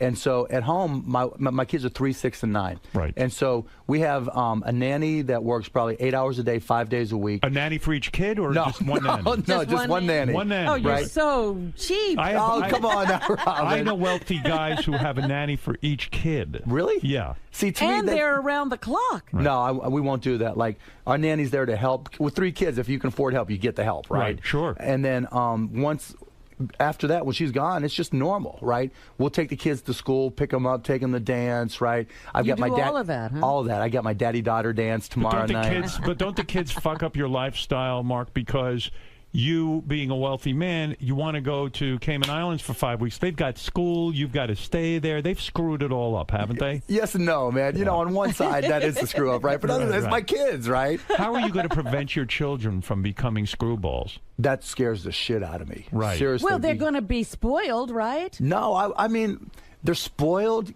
I mean, you know, when your daughter, my 9-year-old, like, kind of freaks out if she has to travel commercial. Right. You know, she doesn't quite get it. Right. Yeah, I mean, that scares the hell out of me. But, I mean, we do everything possible just to make it normal, like we're a regular family. When, you know, I think what it's contingent upon is your wife being really strong. Yes. If she's a douche, like, and not necessarily. They'll run right over her. There's a lot of women who do not know how to discipline kids or tell them no. That's not my wife. Your wife knows how to say no to them? Oh, she will kick their ass just like she'll kick mine, you know? Yeah. I mean, most women, in theory, think they can do it. but then they It's buckle. a hard job to be consistent. That's Like, the problem. you'll come downstairs and say, "Kids, go to bed," and then your wife will undo it. You know what I mean? Well, if she does that, you're doomed. Your kids will be. No, it's fucked up. exact opposite. Yeah, I'm like, come on, we'll stay up. Like my 3-year-old son, I'm like, let's watch Transformers. We'll stay up and watch Batman. Right. You can fall asleep with me, and my wife's like, get the hell to bed, right? So Is having a son more fun because you get to watch Transformers and Batman and stuff and do all the cool hell stuff you yes. like? Yeah. Are you kidding And then me? you're going to do the basketball thing and all the sports. I went through 6 until my son was born. I love my daughters to death, right? But I'm 6 years of hair and nails, right? and Barbie movies. It was brutal. It was brutal, right? And so, Daddy, do you like my dress? Daddy, what about my hair? Daddy doesn't like my hair. Mark, you're a very bright guy, and I read something you said, and I responded to this. The advice that people are giving children now to follow their dreams. You hate that. I hate it. And I happen to agree with you. Explain. Well, everybody dreams about something. Everybody dreams, right? Everybody's passionate about something, especially when you're young. You're going to play the guitar. You're going to be a baseball player. You're going to be a singer. You're going to be a rock and roll star, right? Everybody's got that, but, where do you spend your time? Right? You can talk about it, but where do you actually work at? And, everybody talks about following their dreams and passions. I say you follow your effort. Right. Because if you're working at it, you're going to get good at it. And if you get good at it, you're going to like it. And if you like it, you can be great at it. You're so right. Our kids today told too much that, oh, you're such geniuses. You're so brilliant at everything. You're so good and talented. And meanwhile, they don't have a fucking ounce of talent, do they? Absolutely. Like my wife and I had this conversation, right? Talking about who wears the pants. Right. She was like, look, we want to build them up and give them confidence, but we have to install a dose of reality. So if my daughter can't sing, you got to tell her, you got to keep on working at it, right? It's not about saying you're good when you're not. You've got to have a dose of reality, and that you're right. It hurts kids. Billionaires who I've seen who actually raise kids who are not assholes. There's a guy I know, Leon Black. Do you know Leon? I've met him. I don't know him. His kids are so together. Really? I see that family and I go, wow, this guy really did it. Whatever he did, because he's a billionaire. They can have anything. He's got a massive art collection. He used to own Sirius. That's how I met him and became friendly with him. His kids are, and even, I know you've got a rivalry with Trump, but it looks like Trump's kids. It turned out all right. Really? It's a testament to his parenting and his wife's parenting. Or somebody. Somebody got it right. Right? They seem to be No, I met him. I met Ivanka, Jr. They're cool kids. The daughter is super smart. Right. Wharton School of Business. Yeah, she knows her shit. Right. So hopefully ours will turn out the same. Your rivalry with Donald Trump. I remember you had a show that was similar to The Apprentice. Yeah, The Benefactor back in the day. And Trump said to you, "Fuck you, Mark Cuban." He even sent me a letter after we got canceled. He even sent me a letter saying, "I told you it was going to fail." Yeah. Was that personally difficult for you that the show that was like The Apprentice failed for you because Trump was like needling you? Absolutely. I'm so competitive. I'm so competitive, especially in business. Business is the ultimate sport. Right. People I'll talk to the Mavs, I'll talk to other athletes. I'm like, you think you got it hard, right? You compete for 48 minutes or 60 minutes. You practice a couple hours a day. Right. In the media business and all businesses, it's 24/7, by 365, by forever. And there's a 12-year-old and an 80-year-old trying to kick your ass, right? Right. And so anytime I lose, I'm so competitive. It just killed me. Do you go through a depression of sorts when something like that happens, when a failure occurs? And you're not used to failure. No, you've not at all. succeeded in your life. You've made a tremendous amount of money. You've been successful in business, and you're having a fun life and an enjoyable life. But when a failure occurs, how do you deal with that? I get fired up to work harder at something else. It motivates me, When Trump sent you the letter, did you write him back and say, "Hey, I'm going to beat you at something else"? Yeah, no, I framed it. I framed it and put it right by my desk to remind me and to keep me going. Right. Right. Sure. And it's right there every day. That letter sits on your desk. It's right next to the NBA trophy. No kidding. That's no lie. So does it represent the highs and the lows? It just represents I don't like failing, and that because you know what it's like, right? In any business, there's just those mornings where you're just dragging, right? And there's just those moments where you're not at the top of your game, and you just need something just to fire you up, and that's there. The NBA trophy. Is it true you went out that night and got a $90,000 bottle of champagne and drank it? Yep. What is a $90,000 bottle of champagne? What does it taste like? It tastes great. Does it? Do you think you'd know the difference? Absolutely not. Right. But since I was so trashed when I got it. Is that something you do because it's just because you've got the money? And Because why I can. Why shouldn't I try it in life? Because I can. I've worked hard. Absolutely. I'm a charitable guy. I'm this, I'm that. But maybe I could blow $90,000. But don't you, as a guy who didn't grow, I don't know, you didn't grow up with a lot. Oh no, my dad was an upholsterer. Yeah. When you spend $90,000 for a bottle of champagne, I don't care how much money I'll ever have in life. I could not spend $90,000 on a bottle of champagne. I had to. We had just won the NBA championship. That's true. And it was just such a unique moment. And there's a backstory, right? Right. So we're in Miami, and thank you. You sent me an email, and I really appreciate that. I loved it. It was great. The night before, I had taken some Mavs customers to this club, Live, in Miami, right? Right. And I'm nervous as hell. I got this customer. I'm not drinking. The DJ spots me, and he goes, "You know what we do to Cubans in Miami? We smoke them. Let's go Heat." This whole club is going, "Let's go Heat, let's go Heat." So the next night we win in Miami, right? Right. Wow. And we're drinking, the champagne in the locker room, and one of the guys goes, Jason Terry goes, "We got to go out." I'm like, I got the spot, right? And so I wanted to walk into that club holding that $90,000 bottle of champagne and the championship trophy just to shove it up their ass, right? But it gets better. But wait, $90,000 for that. Okay, so quick backstory. Like 2 years ago, I had my identity stolen by two Puerto Rican guys in Brooklyn. Right. Big shot, yeah. No, they ordered pizza. They somehow figured out got my credit card, right? Right. And they ordered pizza. The pizza guy shows up, "You're not Mark Cuban." Busted him, right? Right. But ever since then, every 6 months, I roll over my credit cards, right? And switch them. And so, I go in. We had just won the championship. The guy sells me on the $90,000 bottle of champagne. I give him my black Amex. It gets declined. I had it called in, right? You had to turn it on. You as an owner, I think you probably took the most pride in that win because most of the owners don't like you, right? Yeah. But why don't they like you? Because you're flamboyant? Yeah, it's changing some. Like, because the old school guys didn't like me, but they're selling the teams or dying off or what. Yeah, but so there's a newer generation of owner now who kind of looks up to me because I've been doing it. Entrepreneurial. Yeah. You're out there meeting the fans. You're doing your thing. No, it's like look, if it's your company, people better know how to get a hold of you, right? I mean, it's your deal, and you represent it every minute of the day, and so they don't like that. But now it's kind of changing, and then now it's like, are you going to be the next Mark Cuban as an owner? As a spectator, I love watching basketball. I don't follow it like as precisely as most people, but it is some sport. You to don't watch. follow it, Howard.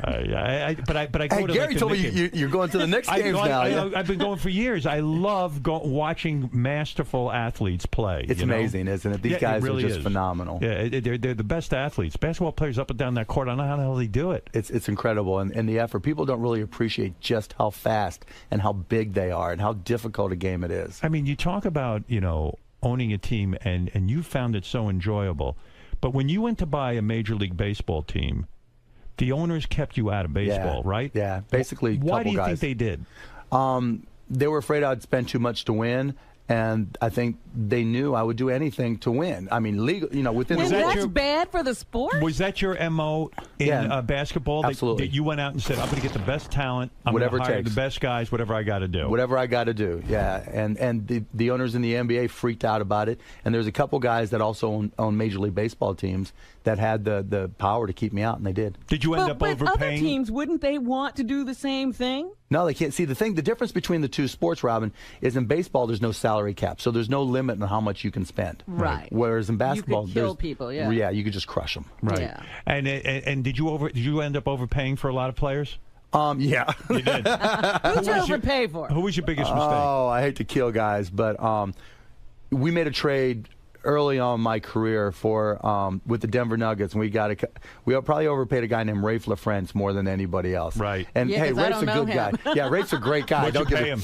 I think we gave him a $45 million contract, and then as soon as we realized it was a mistake, we traded him. When you're writing those kinds of checks, because ultimately it comes out of your pocket. Oh, right? yeah, absolutely.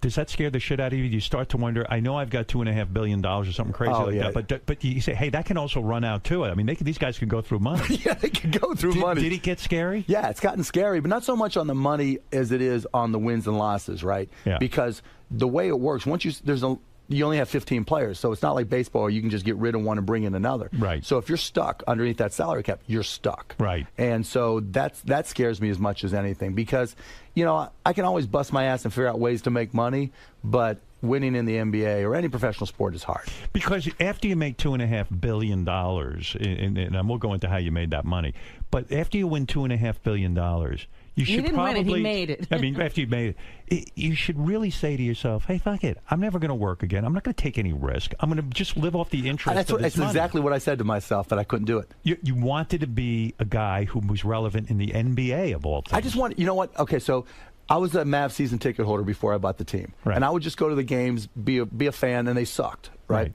And then I just made all this money. I just sold my company, and, I don't want to say it was burning a hole in my pocket, but it was there. Right. And so I'm at the game. It's the opening of the 99-2000 season.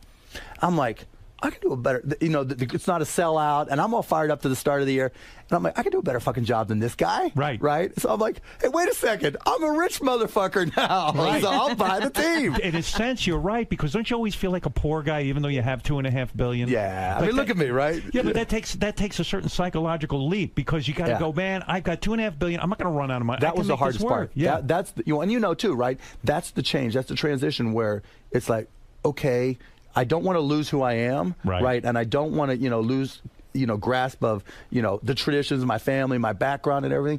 But hey, there's a brave new world out there. How am I going to get into it? Has your team gone up in value? Mm-hmm. If you sold the team now, what would you get for it? I mean, what would be your price? Probably. I mean, I wouldn't sell. I mean, the only price where I'd have to at least consider it would be $1 billion. $1 billion. Yeah, I wouldn't consider less. What did you pay for it? $285. $285 million. Right. And now you think the value would be about $1 billion. I wouldn't sell it for less than that. I mean, if someone third party were valuing, they'd probably say $600 to $700 million. So it was a very good financial move for you. It wasn't bad. Yeah, it wasn't bad. Do you have partners in that, or you? Some of the guys that were partners in the team before I bought it stayed on as minority owners. Right. But I have complete control. Yeah, they believed in you, and they said, "Hey, we're going to stay on." That is unbelievable. It is. And luck seems to not luck. You make very smart decisions. No, Howard. I'm a lucky motherfucker. No. Let's be honest. Let's be honest for a second. I read something about you that just blew my mind. I didn't even know this. The airlines used to have a lifetime ticket. Yeah. You could buy the American. What is it? American Airlines. American Airlines Air Pass. And I carried around just to remind myself. The American Airlines Air Pass was. What did you pay? $145,000. $125. All right. For $125,000, you get this card. Right. And this card entitles you for the rest of your life. Me and somebody else. You and someone else can fly for free anywhere. And you can also they have to kick off somebody off a flight if you are flying. Yes, I can just walk up to any. Now I've transferred to my dad now, right? Yeah, you can do it. It's transferable. One time.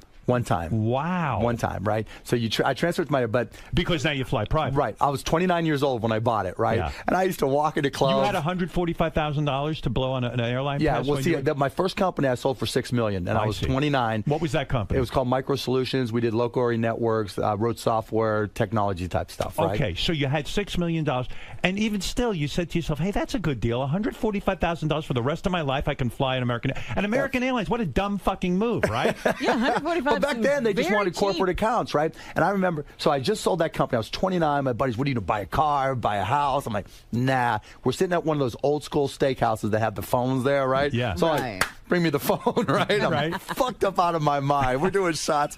And I'm like, hello, do you guys sell lifetime passes? And they're like, yes, let me put you through. And so the next day, hangover and all, I bought one. And I would go out with my buddies. One time, one of my buddies like, "Oh, Mark, your 30th birthday's coming up. It's the Olympics. Let's go to Barcelona." I'm like, we just walked right to the airport and went right to Barcelona. How many people do you think in this world bought an American Airlines Air Pass? I don't. Maybe too many because they stopped selling. They stopped the program. That's what I'm saying. I mean, it's a really dumb thing for them to do. Yeah, I remember sitting there going, "Okay, maybe it might cost me 12 cents a mile, what a deal." So. Well, I remember there used to be a Vic Tanny. Ever remember them? Yeah. They were like an exercise place, and they would sell lifetime memberships. They went out of business because you can't. You got to renew these things. Prices go up. I mean, the price of gas now and fuel. I mean, it's crazy. This is crazy. It's crazy. And I loved it. I mean, literally, I would walk into clubs, and I would be, talking to some girl, and I'm like, let's just go to Vegas. Wow. Oh, you must have been getting laid left and right. I was having fun. Absolutely. And the weird thing is that they have to guarantee you a seat also. And what happened? One time you went on and they threw off a very famous person. Yeah, for Magic you. Johnson. Magic Johnson. Yeah. What, are you kidding? Now, he was ranting. In other words, because you had this pass. Yep. They had to throw someone off. And he got the low stick. He got the small stick. Did Magic Johnson realize you were the guy? Oh, no, he had no idea who I was. But you saw him going on. Oh, obviously I know who Magic Johnson was, and right? you must have been like, holy shit. Yeah, I was like, no, I'm with a blonde, right? And I'm like, yeah. Get the fuck out. Yeah. Excuse me, sir. Yeah. What a great story. It was great. It was a story. Does he know? Does he know? I've said it to him, but he don't remember. Yeah. Yeah, he's not going to think about it. But do you get to pick who gets kicked off? That would even be better. Another 20 grand. Extra for that. Money is a good thing. Money can buy you happiness, can't it? You know what? If you're already happy, it can make you a whole lot happier. You seem very happy. Getting back to baseball for a second. If had you become an owner, it would have been very exciting for you. What was the team you tried to buy? I tried to buy 3 of them, actually. I tried to buy the Pirates. What did you offer for the Pirates? I didn't make an actual offer for the Pirates.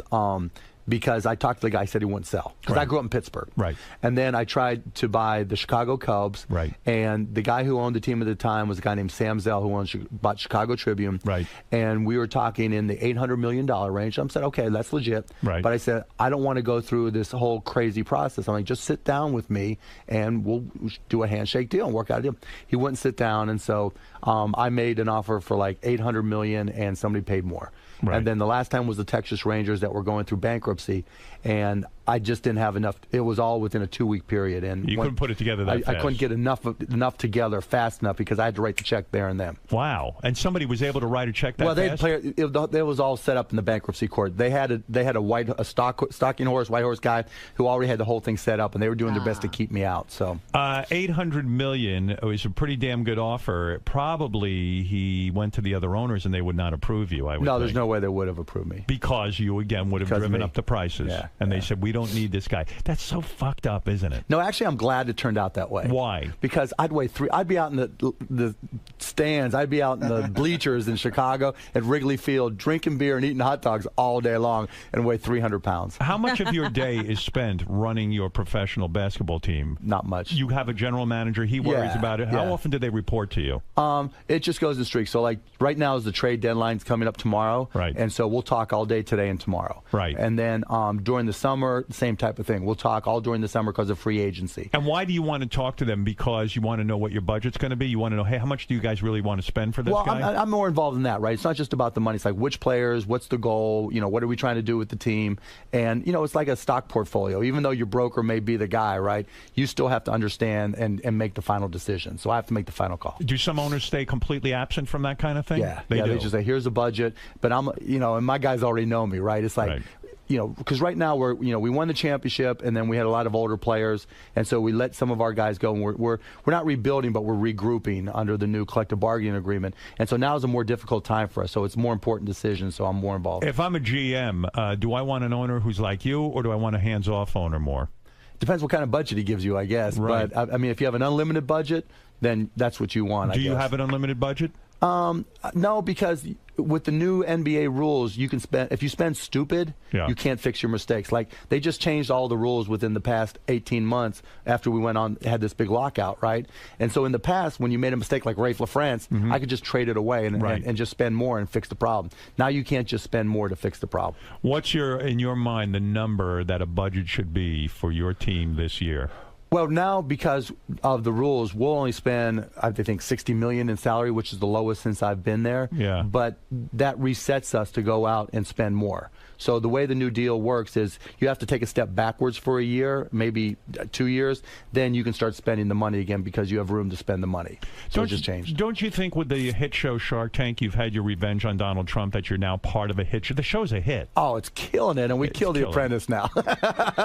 Did you write Donald? Oh, I did. I told him. What did you write? What was the note? Oh, I just tweeted him, right? I just tweeted him. I said, hey, Donald, look at your numbers, look at our numbers, and you decide. Did he respond to that? No, he didn't. He did not and, like and that. Look, I love to pick on Donald, but, because he fights back, right? Right. But I like him. I actually do like him, but, I just like to pick on him. He's an easy target. Let me understand something about Shark Tank. It's you and a couple other guys. 4 other guys. Who sit there, because you're rich guys, you actually would put up your own money. If you hear a good idea, you will invest in it. Our own money. How many ideas have you invested in?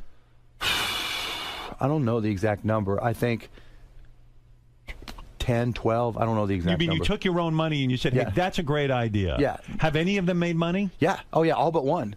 One's breaking even, one's gone out of business, and the rest are making at least a little bit more. What is the idea that went out of business that you thought was going to be good? It was a company called Toy Guru. It was Netflix for toys.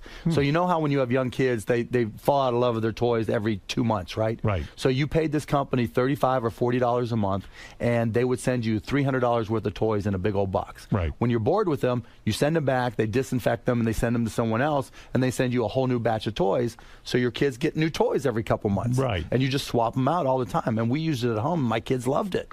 But the lady who was running it just, she couldn't get her act together. She didn't know what to do. She would, we would sit down and talk to her and say, okay, do A, B, and C, and business will grow. And when she would do it, things would go well. And when she wouldn't, she'd lose customers. So how much money do you lose on a deal like Toy Guru? Toy Guru lost $100,000. $100,000. Yeah. But that's okay because you make it up on these other businesses. More than make it up. What's the best one you invested in? The best one so far, there's been 3 or 4 really good ones. The best one, it looks like it's going to be this company called Surfset Fitness. Well, go ahead. These kids, these guys, hockey player and his girlfriend in New Hampshire like to surf. And you can only surf for a couple months, at most in New Hampshire. That's right.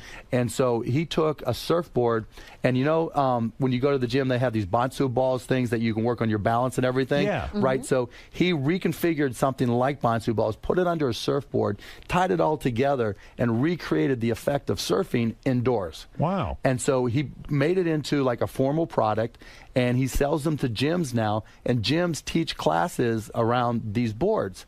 And it's almost like Zumba, where the gym buys 10 of these boards, and every class they charge like $25, $30 a class, and he collects money when he sells the boards and every time they teach a class by a certified instructor.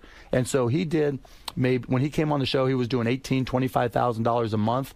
He'll do $5 million this year. Wow. And his margins are 30, 40%. Wow. Easy. And they can keep on going up from there. Hey, let me understand something. If I want to learn how to surf, do you think that I could sort of master the technique by just using the board? Yeah, absolutely. And then I have no danger because I've You always won't wanted. fall in the water. I've always wanted to surf, but I'm 59 years old. I don't want to kill myself, and I don't want to get eaten by a shark. It's good and bad though. So I went and did the class, right? Yeah. And so I'm 54, right? So I'm getting confident, right? And I do this little jump, right? And we're filming an update for Shark Tank, and I got too cocky. My legs went out from underneath me, and they got me just busted on my ass, right? Oh, no. It was crazy. Yeah, you but can kill yourself. It's surfsetfitness.com, so you can check it out. So some of these things, so that's going to make some money for you. That one's making me another related one, different company, but a guy, towerpaddleboard.com. Have you seen stand-up paddleboarding? Yeah, it's huge. Oh, he's killing it. So these guys went from doing $18,000 a month. They did, and his show was like a year ago. He did $2.1 million this year, and he'll do $3 million this coming year. And what is he selling? He sells stand-up paddleboards. Oh, inflatables and regulars. But isn't he competing with a bunch of other companies? Yeah, but he's got a great product. It's Why was his product so great? 2 reasons. One, it's less expensive. It's well done. It's less expensive, and he gives you a bunch of options in size and inflatable, so you can carry it around, blow it up, whatever. So if you go to if you have a summer home or you just summer vacation, you can't leave your board there, then you use an inflatable so you can take it with you back. So and you forth. don't. So you put up the seed money for this guy. How much did you put up on that one? I think $300,000, I think, and he's been growing so fast. I've given him some additional money to help finance his receivables to help him continue to grow. Wow, no kidding. Yeah, that is unbelievable. So the show is a success. I would think that on the sly, the network gives you some dough to give these guys. No. It's not like That's that. actually the worst part of the show, right? Yeah. Because Giving up your own money? Well, not the own money. It's the time. Do you get paid to do the show? Yeah, we get like $18,000 an episode. Nothing. I see. It's not about that. No, it's not that you're about that. getting the opportunity to hear these That's ideas.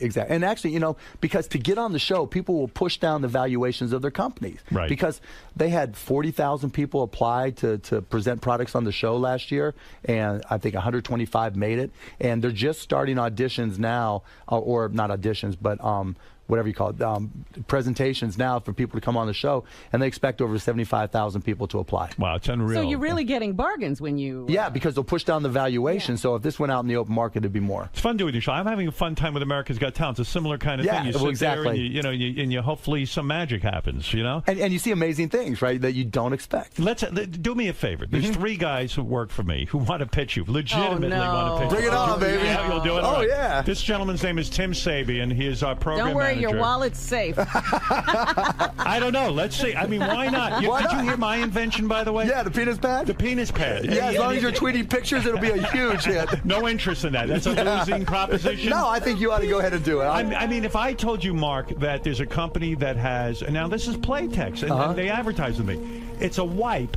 that you wipe down your balls, cock and balls, and ass area before and after sex, and it's it's very gentle. You don't get a rash. You wouldn't invest in that, would you? It'd be a tough sell. Yeah, Playtex. Well, for them, it's easy, right? It's perfect. It's But right why in their way. wouldn't you invest in that? Because I don't have the vehicle. In other words, they're geared up for this kind of thing. Yeah, it's their business. But you're not geared up for surfboard shit and all that No, stuff. but the guys who invested with were. They're tooled up. Right, they're so a lot tooled of up, people, literally. So a lot of people, you're saying, can have a good idea, but they've got to be tooled up. Right, you've got to be, there's certain things I can't sell. Like if one of these guys comes in and brings me frozen food. Right. I don't know how to help sell frozen food, right? So I'm not going to do it. Tim, go ahead. What is your idea? Bring it on, All right, Tim. My idea. Hey, Mark, welcome here. Thank you.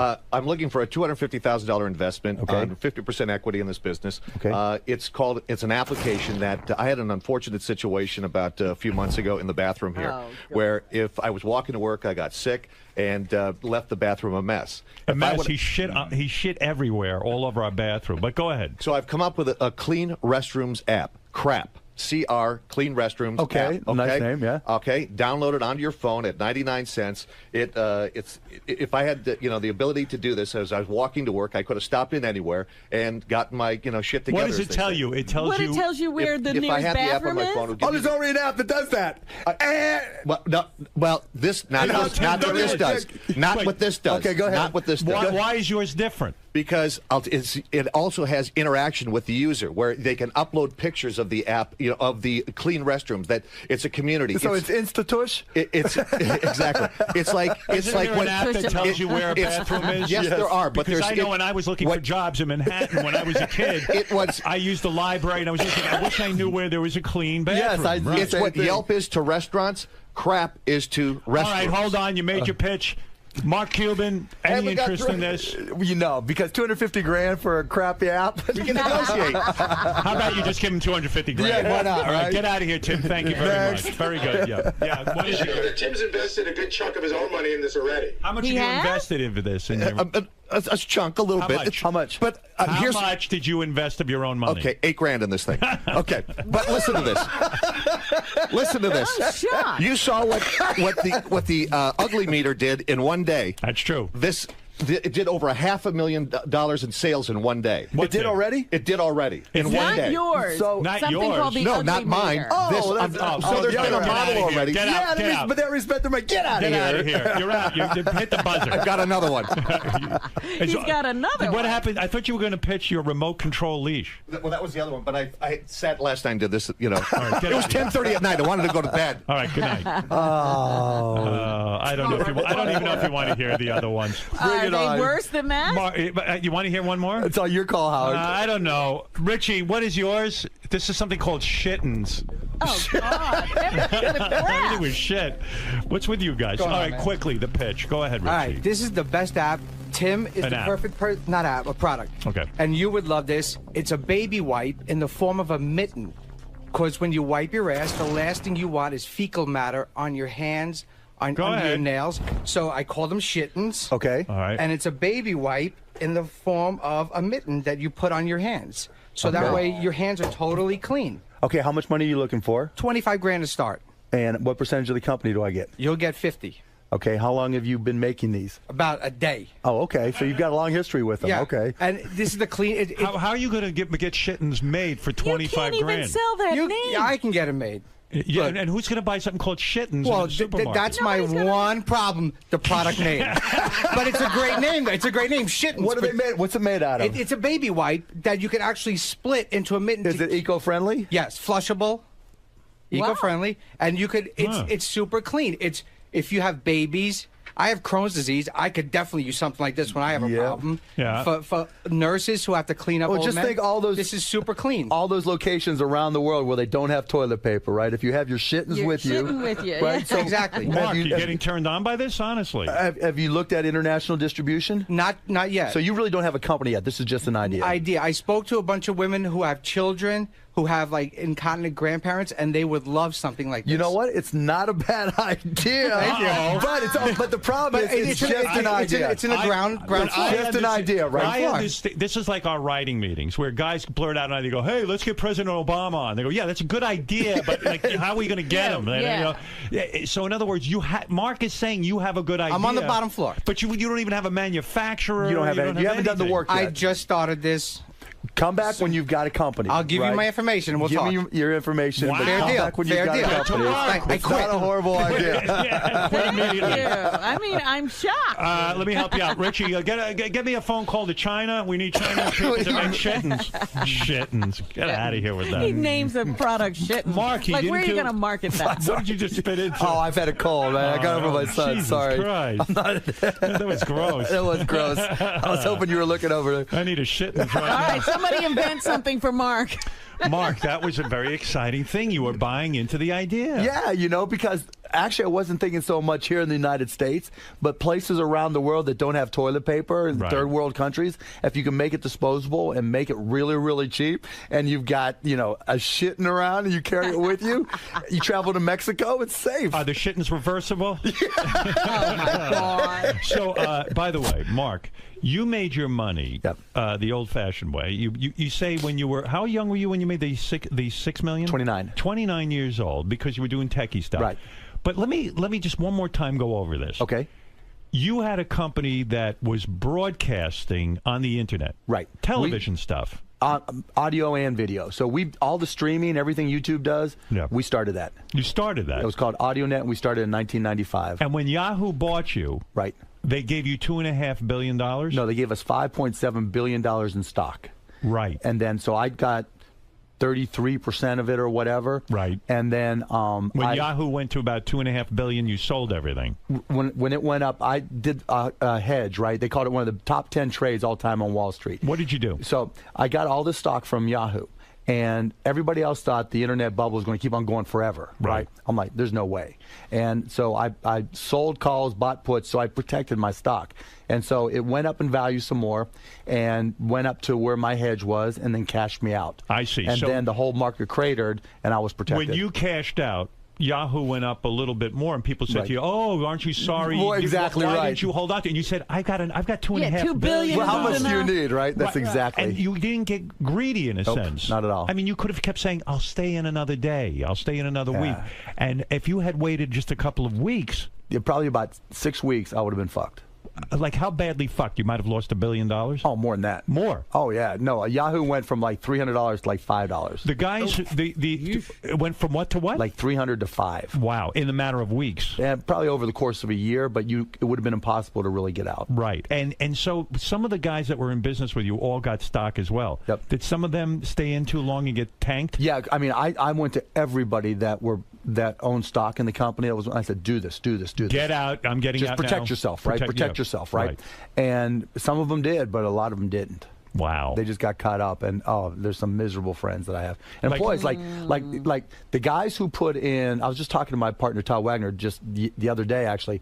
The guys who put in $30,000 ended up with $30 million. Wow. And some of our employees who were there right at the beginning that we didn't have a lot of money, we gave them stock, 15, 20, 25 million, and a chunk of them just lost it all. Oh, that's a shame. Oh, what is? killer. It's almost like you want to just kill yourself if something like that happens. I couldn't even imagine. Because you're worth $20 million one day. And that's then it. nothing. It's your ticket to freedom. Nothing. And then zero. Nothing. You're searching Somebody for a takes your job. ticket away. Wow. Yeah. And you begged these guys. You said, look, even who you were the major stockholder, Yeah, right? I was the largest stockholder by far. Yeah. You hit $2.5 billion, and you said, hey, if I stay in, maybe I'll have $5 billion. No, yeah. And I told these guys, come on now, seriously? After the $2.5 billion, after buying the Mavericks, after blah, blah, blah, blah, what are you worth today now? Probably more than 3 because I've made some good investments. Wow. Yeah. Wowee. Yeah, it's crazy. Wowie zowie. It's crazy. Look at you. And yet, like the rest of us, you can even get a cold. You haven't figured out how to conquer that. I haven't conquered a lot of shit, man. Shit, it's beautiful, man. It's beautiful. It's crazy, isn't it? You know? Good for you. I'm happy for you. Thank you. And one wife. That's it, huh? Just one. Prenup? So far, prenup. he didn't get married when that did you get long married? ago. I got married 10 years ago now. And you did the prenup, of course. Did the prenup, yeah. I mean, she's amazing. And she knew me before, right? Right, she's right. younger, and she's great mom, great wife. Yeah, I'm happy. Yeah, that's what I was going to ask. So when you become a billionaire, how do you know why people are approaching? You know what? It was actually a lot easier than I thought it was. Really? Right. Because they all say the same thing. All the gold diggers say the same. I love to travel. I want to do charity work. Right? She's super hot, your wife? Yeah, I think so. Yeah. Very nice. Yes, Very nice. I'm lucky. Hey, wait, I got to tell you one thing. Tell me, right? yeah. Shark Tank, right? So I come on as a guest shark, and I'm talking. I'm online. I'm tweeting. Right? I'm like, someone says, you know what? Did you know that Howard Stern was tweeting during private parts? Right. And I'm like, what a great idea. And I'm like, has anybody done it during a TV show? No. So do you do that now? I did it during Shark Tank when I was a guest shark. The ratings, we immediately started trending. Yeah. The ratings started going up. Now they're like everybody on television tweets. I was looking at Twitter when I first got an account. I said, well, what could I do with this thing? And my movie was playing just coincidentally. And I said to all the followers, hey, I'll tweet some hidden sort of behind the scenes stuff. Right. And it caught on. People liked that idea. And I copied you, right? Good. And no lie, that had a lot to do with one of the first surges of Shark Tank in the second season. Was the show a hit right away? No. It was not. No, it was just mediocre, and then they changed up some things and brought me on as a guest shark. What network are you, ABC? ABC. ABC, yeah. And was ABC close to canceling it? I wasn't on the first season, so I didn't hear all the stories, but they replaced one of the guys and replaced him with me, so something had to change, right? So do you feel you were the reason, the spark? Yeah, I think I was part of the spark, absolutely. Because you're lively on the show? Yeah, I think I picked up, I mean, ABC, everybody says that, I raised the game for everybody else. You get along with the rest of the judges? Sometimes. Yeah, most of the time I do. Do you think some of them are assholes? Not so much assholes. It's just, like anything else, when you're there 12-hour days, 20 straight days, 25 straight days, everybody gets annoyed. Yeah, you can get annoyed with each other. Yeah, and it weighs you down in a sense if you don't like the other right, judges. so you've got to, so the camera comes on, you got to do your thing, Sure, right? yeah. But then off screen, everybody's everybody. Are there fights off screen? No, we pretty much get along. It's more we're smart. We save it for on air, right? So when we're pissed at somebody, we save it for on air. Wow, what a life! You got to see Mark Cuban on Shark Tank. And I got to plug one thing. I'm doing a cameo tonight on Necessary Roughness, testing my acting skills. I'm not really. Yeah, now tonight. You're an actor. Yeah, I like to try things, right? Yeah, well, you're certainly trying a lot. Don't miss Mark on the season finale of Necessary Roughness. Yep. And there you have it. And Richie Wilson just sold him the Shittens. Yeah. Which is great. Which we'll be selling in American Airlines Center. What do you want to know, Ralph, quickly for Mark Cuban? Hey, now. Hey, now. Shark Tank is like one of my favorite shows. I think Thanks, it's a Ralph. great show. And it's funny, one of the things you mentioned tweeting, one of the things I love doing is tweeting during it. It's just fun and it gets you involved. Yep. What I love about the show, Howard, is like you learn a lot about business and everything. But the setup is you go in and you pitch to 4 different people. But Mark, I love you on the show. But what you do sometimes, which I hate, is like you bully people into a quick decision. Hell yeah! Because it's television. I want to hear the pitch to everybody. That's why I'm going in there. I want to hear what Barbara's going to say. Well, I want to win, right? If it's a good deal, I want to get the deal. I don't give a damn what Barbara or one of the other sharks has to say. So when someone comes in with a great company, then I've got to have my strategy to win the deal. Right. And that's part of it, learning how to negotiate. All right, Yeah. Ralph. Well, you do learn a lot, and Tim made a classic mistake. He came in and overvalued his company. $250 million for that shit. Yeah. All right, Ralphie boy. I know Ralph will be pitching you very soon. I'm sure he will. Very soon, Mark. As soon as he comes up with something like shit. All right, Mike, go ahead. Quickly, last question for Mark. He's got a very busy life. He can't sit here with you all day. Go ahead, Mike. Mike's gone. Good job, Mike. All right. Enough with Mike. All right, I'll let you out of here. Great having you here. Oh, man, I loved it, Howard. Hopefully you'll have me back. And you are the man. No, you're the man. I mean, you're laughing, you're smiling, you're having a good time. You know? And you prove that money can make you happy. Hey, we're the luckiest guys in the world. It doesn't suck. It doesn't suck is right. Do you ever yell at your father and say, "Look how easy it is to make money"? What the fuck was wrong with you, Dad? My dad, I just say wherever you want to go. Yes. Where did are your parents both alive? Yes. Do they work? No, not anymore. Did you retire them? Oh yeah. My dad used to do upholstery on cars. So if you had like a rip in your car seat, you took it to my dad. And what does it mean to retire them? You just gave them a bunch of dough and said, "Go enjoy your life." No, he's got a credit card. He just goes wherever he wants. Wow. Yeah, whatever he wants to do. He's 86. He's still a party machine. Like, he's in Miami right now, and if you call him and it's 8 o'clock, he's drinking wine and loving life. But he told me the best line ever. He said, "Today's the youngest you're ever going to be. Live like it." Did he ever? Is he divorced from your mom? No, they're together. Sometimes, yeah. My mom likes to stay in Pittsburgh and go golf. Kidding. And my dad likes to travel. So they dislike each other, and what they get along. Each other? They just do their own thing, they right? Live their separate lives. Yeah, they do their own thing. They're not going to get divorced. Right, they stay exactly, together. Yeah. Right. They're staying together for the sake of you. Yeah, exactly. Yeah, the children. Just for the sake of the checkbook. Yeah. Isn't that weird? Do you ever say, "Why don't you two get a divorce and go just hang out"? Nah, it's not worth it. It's not worth it. You don't get involved. No, he's 86 years old. Whatever he wants to do. Do you ever say to your dad, "Hey, you spent a little too much money on the credit card"? Never. Do you think he's buying women with his credit card? I hope so. Is he respectful of the credit card, though? I mean, you don't see like a yacht. He's a depression baby, right? So he's like, he freaks out. My mom the same way. If your parents do get a divorce, which one will you go with? Which one will you? I'd probably live with my dad because he's buying those hot women, right? You're a great advertisement for having children. I mean, you've retired both your parents, and they both have credit cards, right? They put up with me all those years. They earned it. Good for you, man. Yeah. That's a nice thing to do for your parents. Of course. You got brothers and sisters? 2 younger, and they both work for me. They do? Yeah. Oh, man. And what do they make, $1 million a year? No. They actually have to work for their money. No kidding. What do they do for you? My one brother manages my foundation, nice. And my youngest brother is in sales for Magnolia Pictures and Access TV. What does it mean to manage your foundation? What is that? He does one foundation. It's called the Fallen Patriot Fund, and so I put up money when soldiers or service people who were injured or have problems coming back from any of the wars that we're in. Sometimes there's certain care they don't get, so I just put up the money for it. And what does he do? He makes sure that the money goes to the right place? He goes through the applications and makes sure we pay off their bills or do whatever they need. Yeah. Is that a big job? I mean, yeah, it is, because we don't go out and raise money for it. I just pay for it all myself. And what does that cost you a year? I don't even know. That's a beautiful thing you're doing. Yeah, it's just the right thing to do. People go fuck themselves if they criticize you. Well, you know what I mean? But I don't go out and promote it or anything. Yeah, I don't go out and promote it. Yeah. No, okay, I understand. You're quiet about it. Yeah. All right. Mark Cuban, thank you. Thank you for doing that for soldiers. That's beautiful. We'll be back right after these words. The great Mark Cuban will be back right after this. Tim. A bit of a fail today, Tim. No, not a fail. Not a fail. That's just a bigger challenge. Watch this work. You attempted to make lemonade, so to speak, out of a very chicken sour shit situation. out of chicken salad, or chicken salad out of chicken shit. Have you officially let this incident go now that Mark has not endorsed your idea? It's a bigger challenge now. Now it's a bigger challenge. Now watch this work.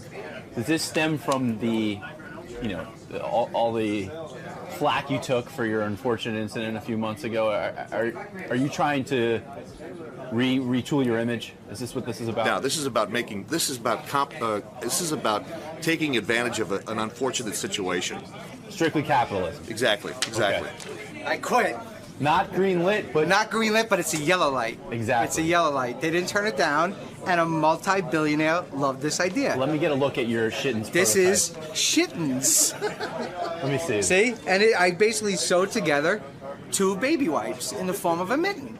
And it's super clean, it's biodegradable, and it's, I think, the perfect product for women who have children, or if you have butt problems, this is the perfect product. And even on an unseasonably cold day, you can throw them on. Exactly. And they're If you're in the woods, you got to take a shit when you're camping, pop on a shitting, wipe, throw it away, and your hands are clean. What if you don't want to touch the subway rail handle? Exactly. For a germaphobe? If you have to touch a Whack Pack member, Right. you wear your shittins.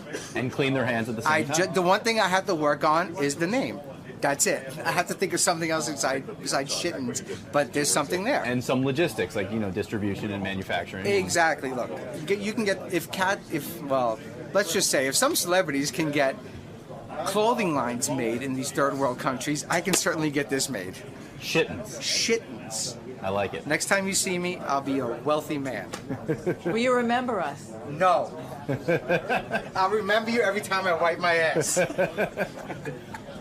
Mark, a couple of, shall we say, interesting ideas or prototypes going on today. Yeah, it was definitely Shark Tank and the Stern Show. Shittins, I mean, I think everybody needs one. I can tell when it's a hero or a zero, like Lori on the show says, and that was a hero. I mean, all across the world, no one will wipe their ass with a bare hand ever again. No one will ever wipe the baby's ass with a bare hand ever again. No more fecal matter anywhere. It'll be huge. Thank you. Huge. Now, the dude who brought me the idea, he was worthless. worthless. Just think, if you go hunting, that's the perfect thing for hunters. Wipe your ass. You have to use a leaf anymore, nothing. Wipe your ass and you're good. Leaf-free pooping. Exactly. Who knew? No, it actually wasn't a bad idea. You should just see if there's anything out there like it.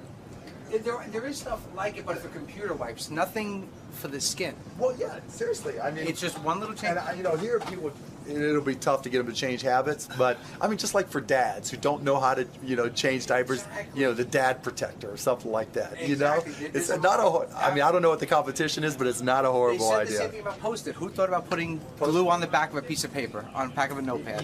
And I'm just reinventing the wheel. Why not? Right? Why not check it out and then apply to be on Shark Tank? Seriously. You should. I will. I'll do it.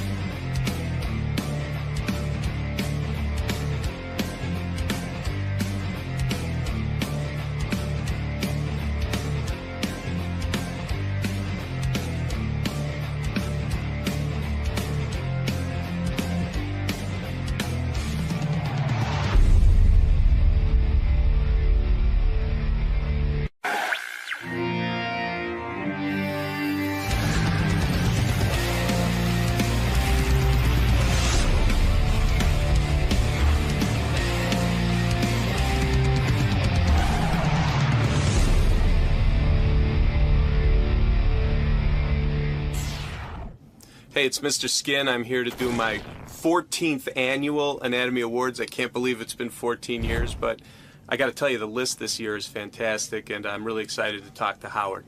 Wow, 14 years. Yeah, I mean, the fact that I've been doing this for 14 years is one thing. The fact that it's so much fun is another, and I'm really lucky to be able to do this. But really looking forward to seeing Howard today. Well, we look forward to it, Mr. Skin. I like to say personally, I feel like a kid again, like I was an 18-year-old first discovering your website. Well, cool. Well, you're going to discover some really cool nudity today because I don't think you know a lot about these scenes, so it should be a lot of fun. Very skinformative. I tried to think of a new word before you came in today. Skintastic, skinformative. Existential. I've never used that one and probably never will. That's a bit of a reach. Yeah. All right. Good luck in there today. All right. Thanks a lot. Howard, I've never seen a guy run a website better, and I'll tell you why in a second. He sends out an email. I get an email from him every other day. He does, it'll be like Mr. Skin's best cheerleader scenes. Mr. Skin's best, like he just groups them in, and sometimes I go, that looks interesting, and I click on it, but he, and then when you go to the site, it's really well put together. Like when you go there, it's easy to navigate. I told Don when we were putting our site together that they should look at it as a model for the way you can move from A to B to C. Yeah, yeah. It's really well run, and I love looking. Great job. Mr. Skin's here. He's going to give us a nice little update. You know, the Skinatomy Awards are coming up. And this is the 14th annual Anatomy Awards. And Mr. Skin's a great guy. He says business is up 25% when other companies are down. I wonder if Mr. Skin will ever go public. Is it like a depression kind of business? The worse things get, the better his business is? Mr. Skin, in a world where pornography is actually hurting because so much of it is free on the internet, how is it that you're thriving, really? What's going on? I think it's a combination of things. It's how we package it, too. You could find nudity of actresses on the internet, but we have fun with it. We have playlists. We have compilation stuff. When you say business is up 25% at MrSkin.com, you mean that it's a subscription business. Your annual report came out. And do they have an annual report? At our shareholder meeting. Will you ever go public? Pubic? Well, we will always stay private, and that's the way it's going to be. I mean, we can't go public, obviously. Why? Why can't you? It's too silly? It's too much work, to be honest. This is so much fun. I don't want to get into trying to But you're not afraid of work. In fact, Gary has said to me privately that he thinks MrSkin.com is the best-run website he's ever seen. He says he gets regular email blasts about, like I don't know what he was saying. Something new came out. Yeah. Denzel Washington's in a movie and the chick's naked, and you immediately get him an email blast, and this is for all your customers. They get updated. I got to get on this website. And he says, how are you behind? I don't know. And then he says, I don't know why I can't get my website. Would you be available to run my website? Because seriously, he says, then you go on and it's so easy to find everything. Right. And that you immediately, take a drink of water. You're all dry mouthed. I don't know what the fuck your problem is. It's probably from being a pervert. Yeah. And nervous. The light is on. It's probably from coming out of your basement. I'm not used to the light. How old are you now? I just turned 50. I mean, what? Jesus Christ. And you're still a perv. Yeah. I mean, this is a guy who literally started a business. How many years ago? It wasn't a business. I launched it on August 10th of 1999. He launched the business in 1999, and he was basically taking clips from movies and saying, "Here's the good parts." Yeah. Well, you were saying, parts. what Gary was saying. We really I have an amazing team that works for me. I mean, I have guys whose full-time job is just to go through movies and look for nude scenes, or go through TV shows and look for nude scenes. Plus the technology people, the customer service. They love the job, and it shows obviously with how the many website. people What kind of customer service? Yeah, how many people are in your customer service department? We have 3. Wow. Yeah. And what do they do? What do people we get about? we get 9 million visitors a month to the website. Good Lord. Yeah, and that hits, Howard. People, 1, 2, Yeah. It's a lot of people, and you need to be able, if someone has a problem, an issue, they can't figure out, they forgot their password, you have to right away be able to. And you don't outsource that to India? Like, hello, this is MrSkin.com. What can I do for you? I have my sister's one of the customer service people. Is she hot? Yeah. Would we ever see her nude? I don't think so. Yeah, she's what got is it, little Gary? kids. There's not a subject or category that he can't narrowcast. Like, I'll get an email the other day. It was just best scenes with teachers, right? So it's like teacher-student scenes. So, and then there's like 30 of them in a row. Right. But then they start to, I can't remember what you've done recently, but they just get, best cheerleaders, best black cheerleaders. It's just like he just keeps, and then, so if I see something, I just click it and I open it. Howard, I was, for some reason, I needed to find nude scenes with monks. Right. I searched our database for the word monk and pulled up every nude scene in the history of film with a monk in the scene. So we could do it. That's how good. How many did you find? Like 13. And why did you need to find that? I can't remember. We were doing some little project in the office, and I pulled up every monk nude scene. I wonder what that project was. But, okay, let me just first tell my audience, before you get to the Anatomy Awards, which is a big deal.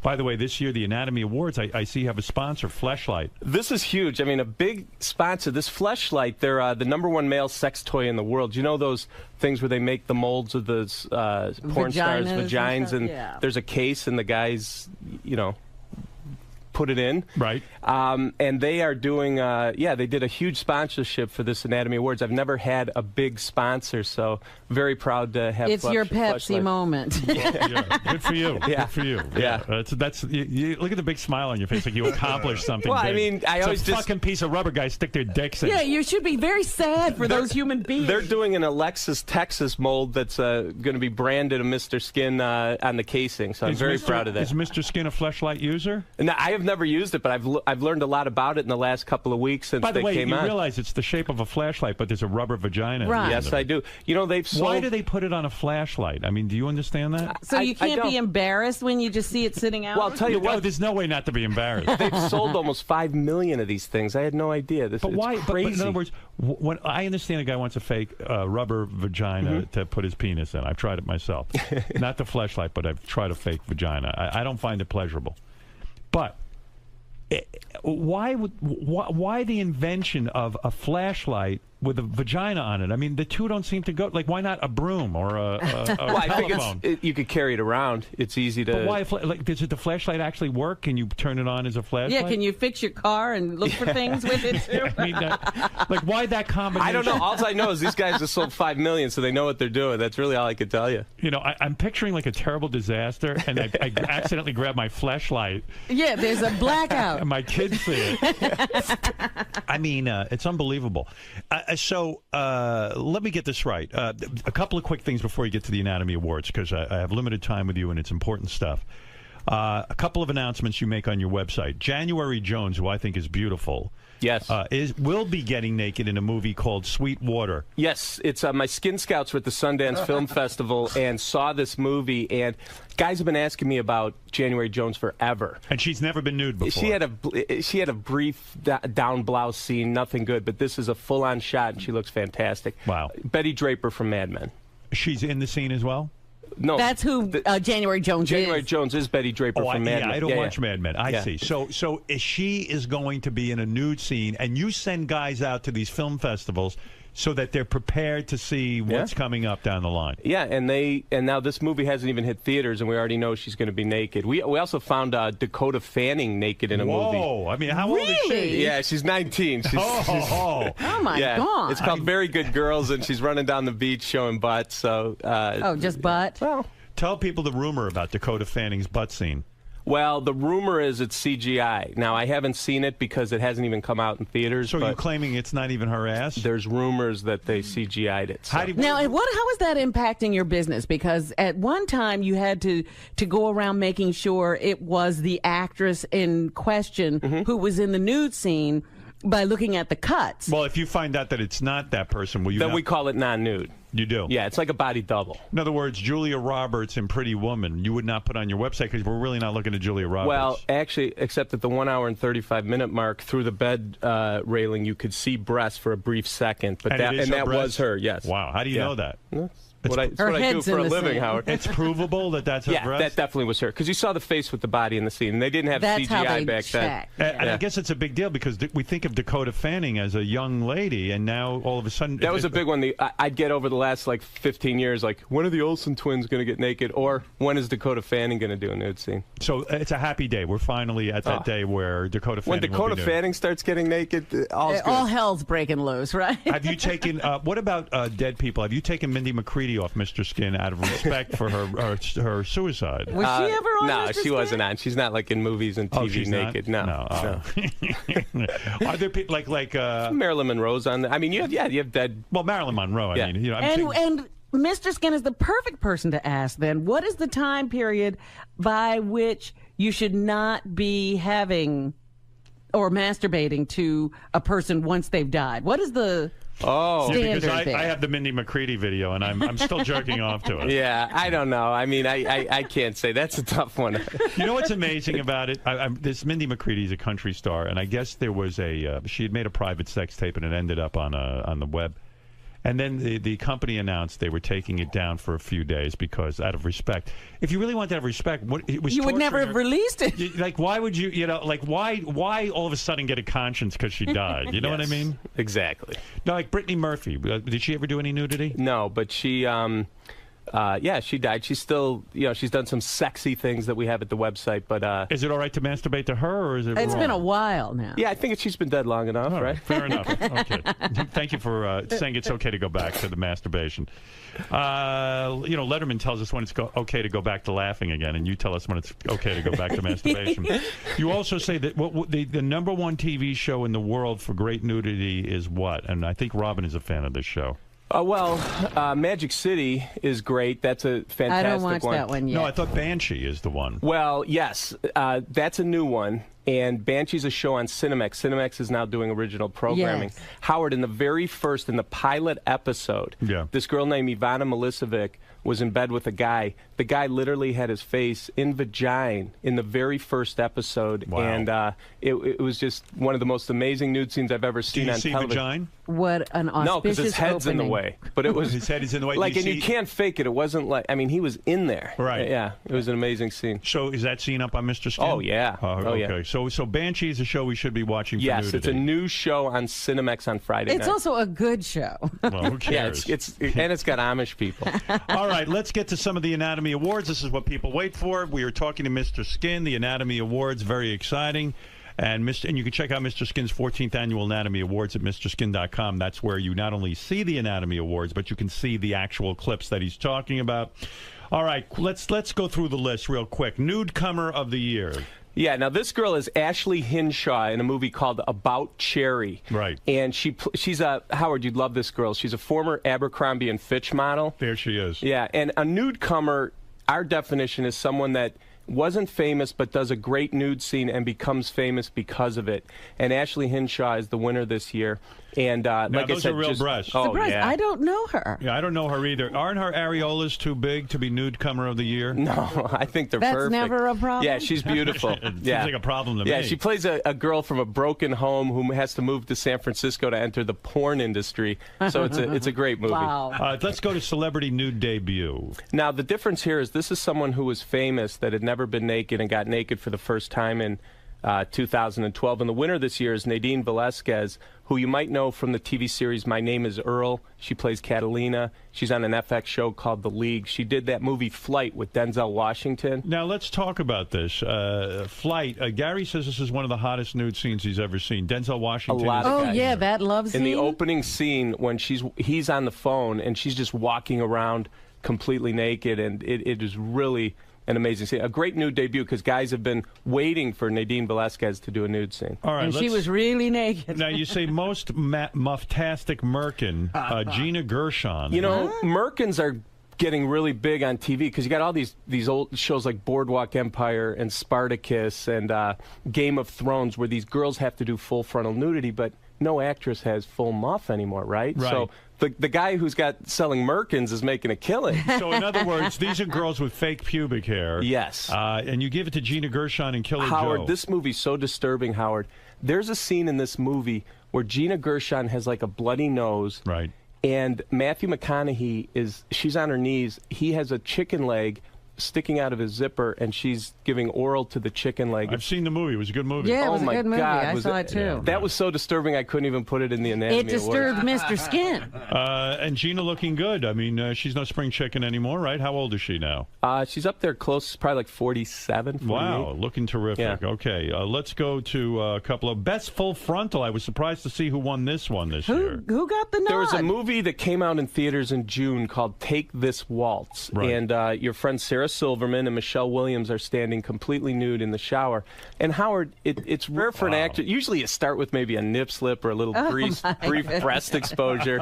Full frontage in the shower. Yeah, Sarah's really naked, and so is Michelle Williams. My goodness. Okay, let's see. Now, I happen to agree with you. Best over 40 nude scene. You gave this good. to... You saw this? I sure did. It's a Okay, movie good. called The Sessions. Yeah. And yes. And you gave it to Helen Hunt. I thought she was terrific in the movie. Yeah. I can't believe she's not winning some sort of awards. It seems she's being overlooked. She's nominated for an Oscar. Yeah, but she never wins at the Golden Globes or anything like this. She's so fucking naked in this, and I was shocked how good she looked. Howard, she's 49. Look at how good she looks. Yeah. Now go to this category. Best chick with a dick. What is that? Oh, my God. Yes. Chloe Sevigny is on a TV series called Hit and Miss in the UK. Now, she's the girl that did Brown Bunny with the blowjob with Vincent Gallo. Right. She plays a tranny assassin. Yeah. And she's crazy. Like, she does the weirdest nude scenes. And in that's her real breast. So she's a real girl playing a guy with a dick. You got it. Very good. Well, what are the trannies going to do now that women are taking their role? And finally, the Lifetime Skin Achievement Award. Now, what does that mean, Lifetime Skin Achievement? Every year we honor an actress who, probably won't be naked anymore. And this year there was a a girl that I, watching cable TV in the 70s and 80s, always was a big fan of, and that's Sylvia Christel. Well, she died in 2012. She was only 60 years old. The story of us. Remember Emmanuel and yeah. Private Lessons and Private School. She's so, hot. Yeah, she It is. wasn't the story of O. It was Emmanuel. Okay. Yeah, so we did gave her a Lifetime Skin Achievement Award this year, Howard. She's probably very proud. Do you have an actual award ceremony, or is it just like, or you guys, just a bunch of you guys perving out in the basement? Mostly us guys perving out in the basement. Yeah, people would be throwing the awards at them. Rick, you're on with Mr. Skin quickly. He's very busy.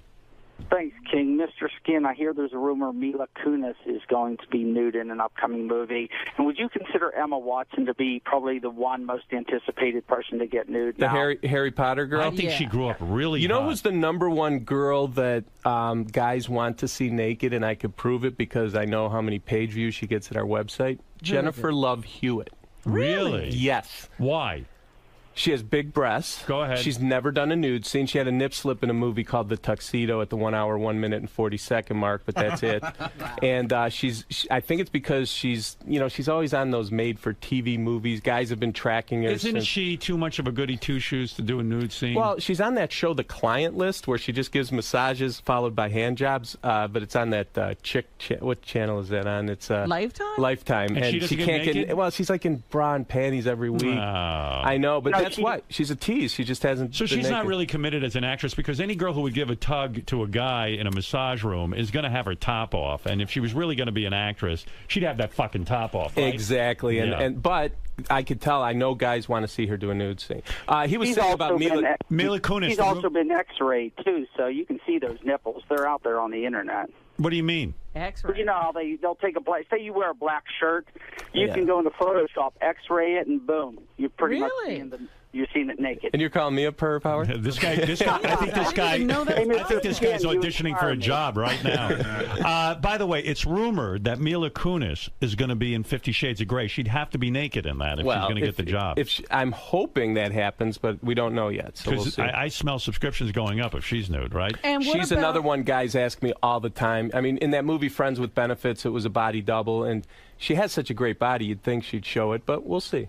So what about Kristen Stewart? Because I heard that her nude scenes were leaking.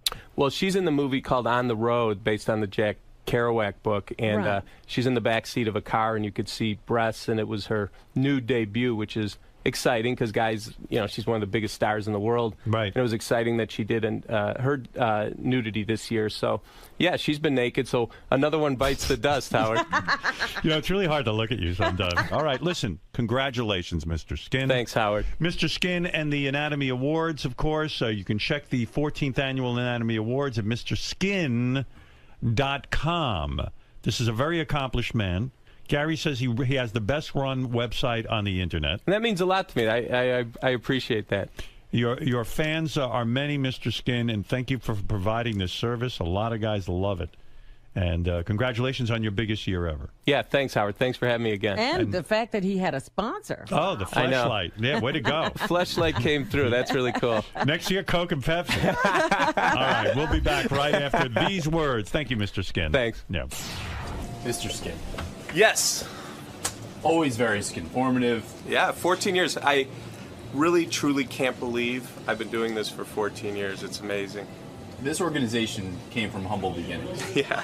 Well, when I started, it was just me and a tech guy. That was it. And that was in August of 1999. And now we have 35 skin employees and,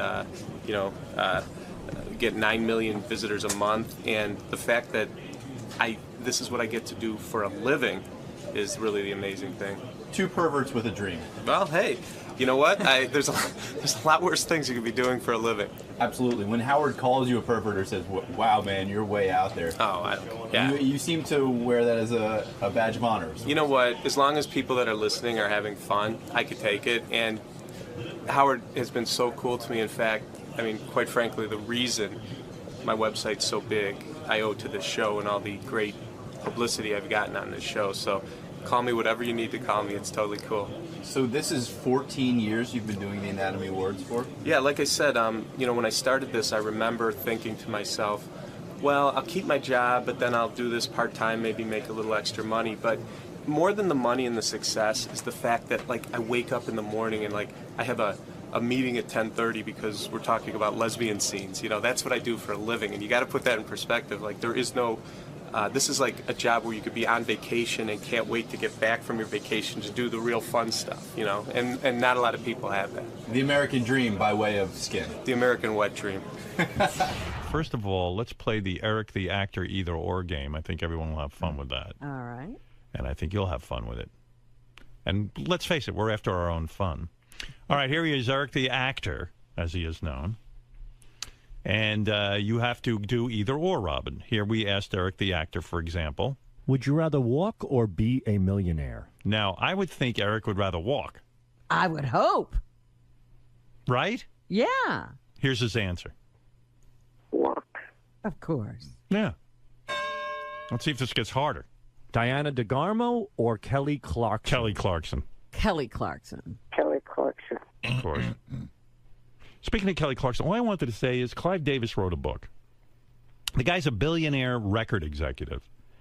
And in the book, he's critical of Kelly Clarkson, and he kind of says that, I don't remember, do you remember the exact? It was a record thing. He was trying, you know, she had won American Idol. They were looking for a record for her to do. He offered her some songs, and he says that she disliked his selection so much, including the first song that she sang on what was record, it? the big Since song You've they Been wrote. Gone. Since You've Been Gone, yeah. That she almost cried or something, or cried, Yeah. or laughed or something. She just thought it was ridiculous, and then of course he made her record it, and it became a huge hit. The thing I got from it is Clive Davis wrote this book, and he's trying to use this girl and say, hey, look at what a genius I am. She didn't want Since You've Been Gone. And meanwhile, she issued a statement saying, hey, Clive Davis is a bully.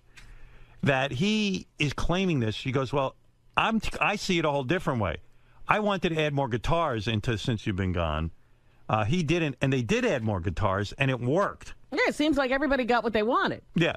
So she says, I don't recall crying and then him forcing me to do Since You've Been Gone. She goes, I love that song, and I was very much for it. Now, whether Clive Davis's memory is correct or Kelly Clarkson's memory is correct, I got to side with Kelly Clarkson. As a guy who works in a business where I am talent, I'm not in management, I always find it sickening when management guys like to set the record straight about how fucking creative and what geniuses they are. First of all, Clive Davis has got billions of dollars. He's at the end of his life. He's 85 years old or 80-something years old.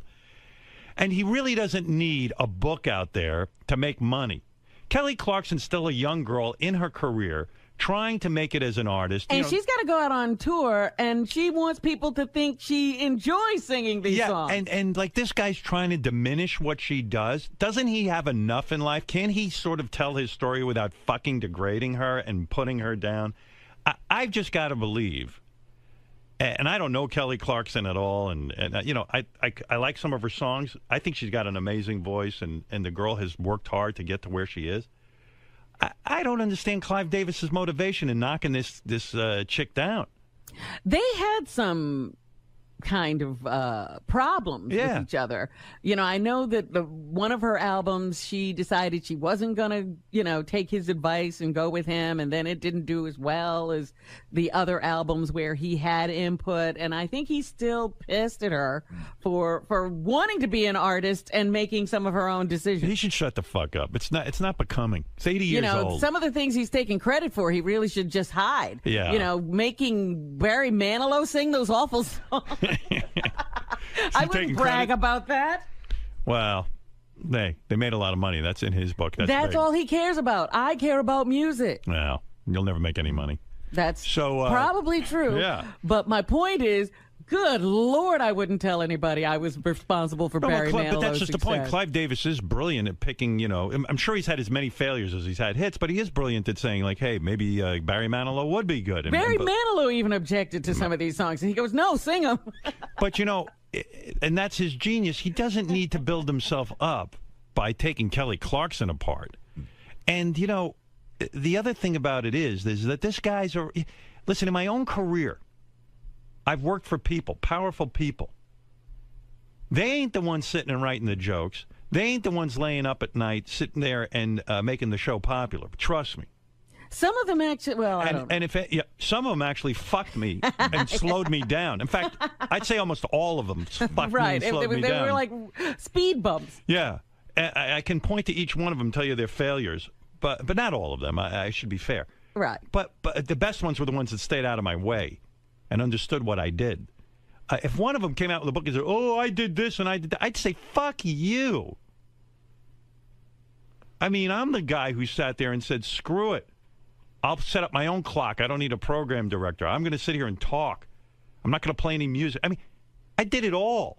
If any of them came out with a book about some bullshit that they did, knocking me.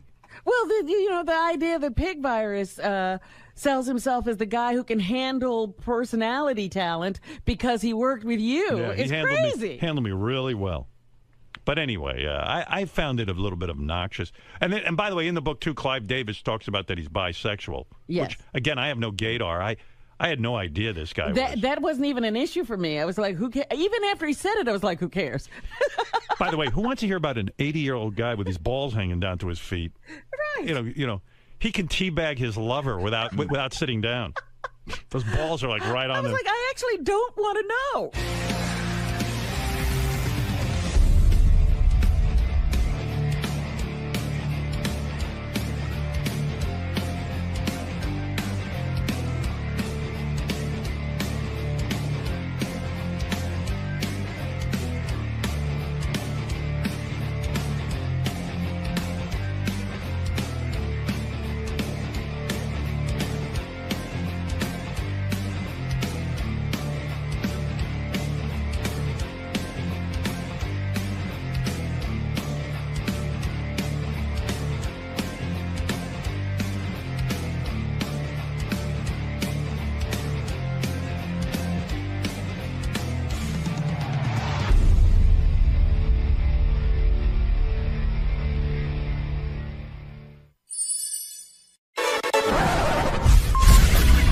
This is a Howard TV original production.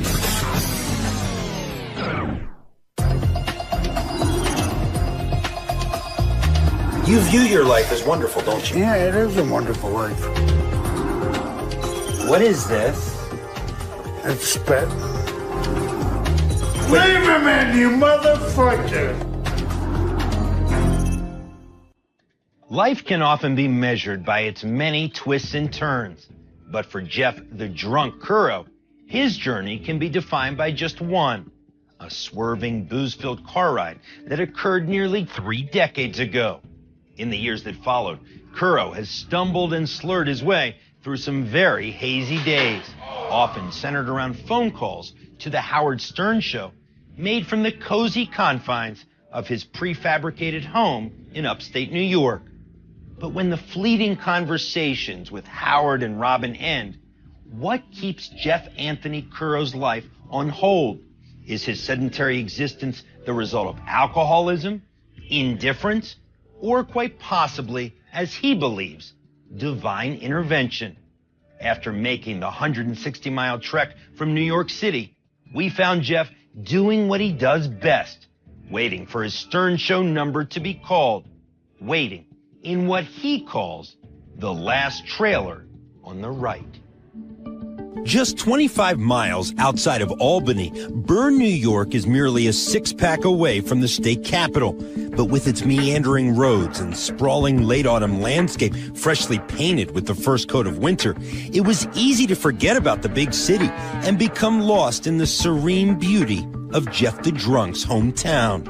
Yet as I neared the little box on the hillside where Jeff resides, I knew the placid countryside was simply the calm before the storm. The long and winding road through the tumbleweeds has led us here to the last trailer on the right, the place that Jeff the Drunk, Jeff Currow, calls home. It's the place that we've heard about for so many years, and yet we've never seen. Really, it appears from the outside, at least, to be remarkably well taken care of. So let's see what the inside looks like.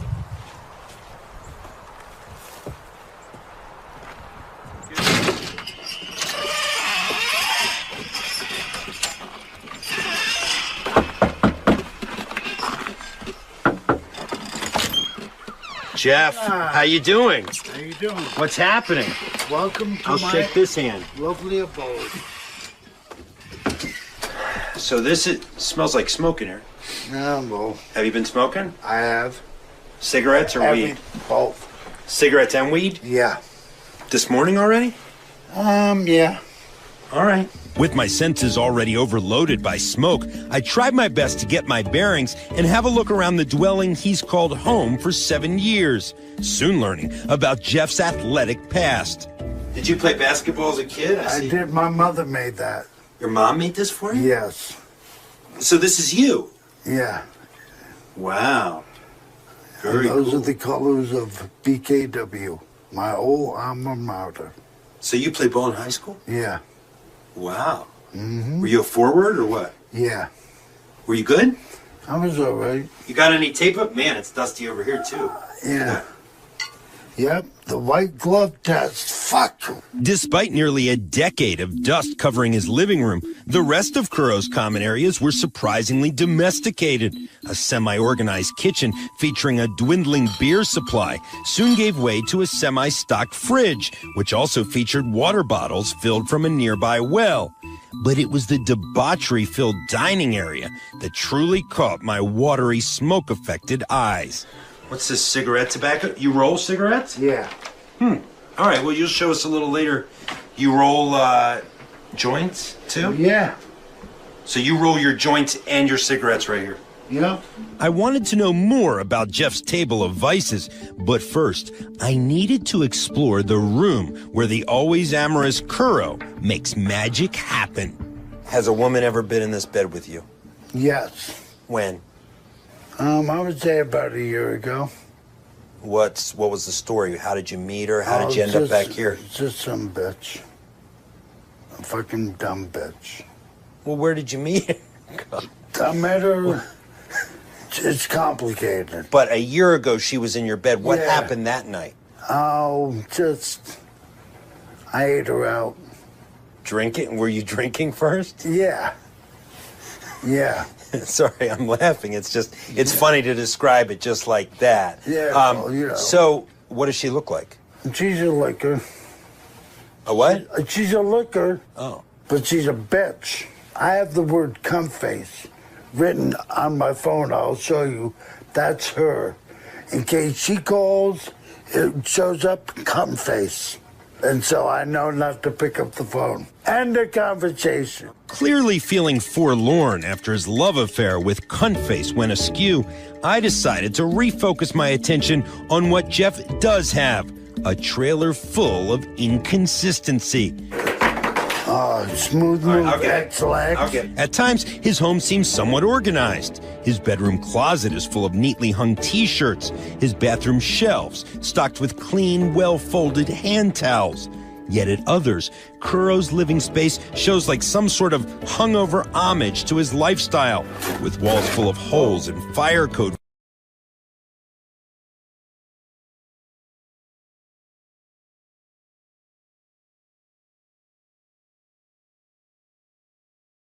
box-shaped abode.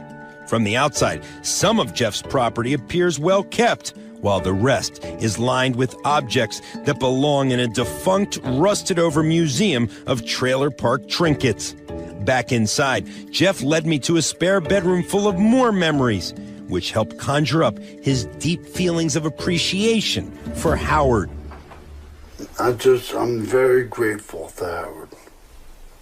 I know I don't show it all the time, but I really am grateful. He's changed your life probably more than... Look at that. Look at that hot piece of ass right there. Show me. Right here. It says, to Jeff the Drunk. Jennifer Nicole Lee. I got bitches from Miami sending me pictures of themselves half nude. You view your life as wonderful, don't you? Yeah, it is a wonderful life. I got a lot of good friends that help me out. They mean a lot to you. They do. And the radio audience means a lot to you. Yeah, it does. They do. Immensely. In the midst of so much dust and clutter, I was shocked to learn that Jeff the Drunk actually cares about his cardiovascular fitness. So is this an exercise bike? Yeah, my buddy Bruce picked it up for me at the dump. Do you use it? Once in a while. Hop on, let's see how you exercise. Show me. Well, do you really use it or no? I do, but I usually use it like in wearing shorts and stuff. Oh, okay. Kuro's exercise bike is a perfect metaphor for his life, as he oftentimes expends all of his daily energy without really getting anywhere.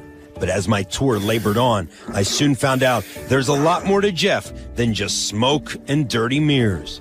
I thought of this poem like within one day, and I wrote it down and engraved it in this piece of wood, and I gave.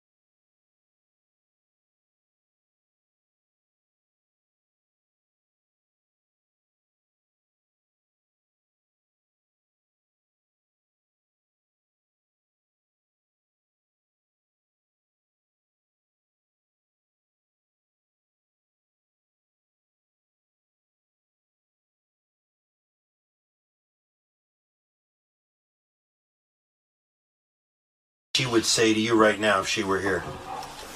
She'd be happy for me. You know, that I'm doing this on my own. I don't get no help. Except, like from SSI, but.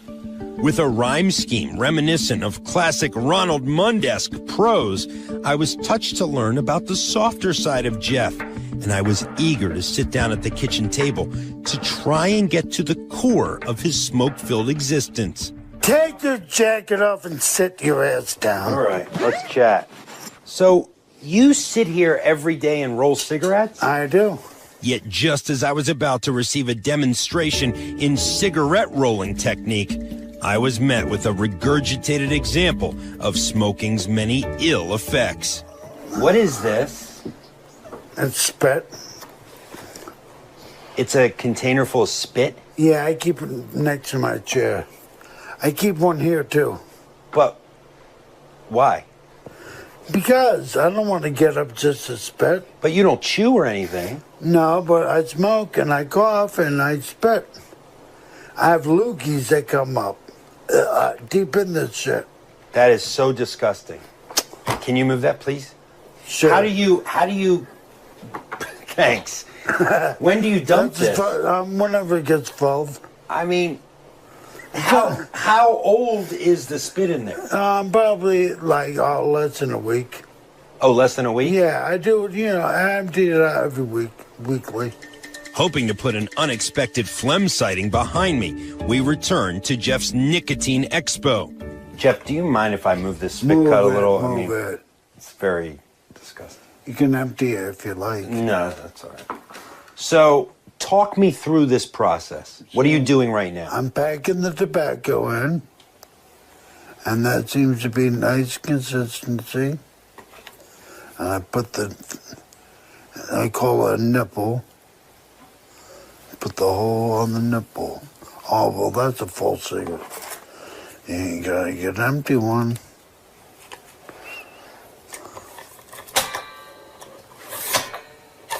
Voila. That's it. There's your cigarette. Kuro informed me that he keeps on this pace in 3-pack increments, making sure he's always in ample supply. And this left me wondering, how does a jobless man afford such a costly habit? How do you afford this? With my SSI. So SSI is enough to pay for your cigarettes, your alcohol, and your food? I really don't drink a lot. Maybe about if I'm lucky, I get a 20-pack. How often? For the month. Oh, every month. A 20-pack for the month? Yeah. So you really don't drink like you used to? I really can't afford it. Is that the biggest thing, that you can't afford it? So it's not for your health. It's that you can't afford it. Exactly. If I could, I would drink every fucking day I could. So, it really, in the long run, this is best because all I was working for when I was working was to keep gas in my car, to keep insurance, and that's gonna be sky high now. I couldn't help but think that this table is a microcosm of Kuro's life. His vices, his supplies, his satellite radio, all at his brown fingertips. Nearby, I spotted a picture of his parents, leaving me curious as to how Jeff's love affair with booze all began. When did you start drinking? I would think, I'm trying to remember, my father had Black Label beer, I remember, in my old house. And me and my brother used to go in the fridge downstairs and get a few bottles of it and have a good time, you know. How old were you then? Probably about 12, 13 maybe. The name Jeff the Drunk, was that a moniker that you were happy with? Yeah, I was okay with that. Still am. Big deal. So I'm drunk. What are you gonna fucking do about it? I really want to find out more about the accident that changed your life, and I guess your friend is gonna meet us to explain exactly what happened. Yes. So why don't we go hook up with him? Okay, down.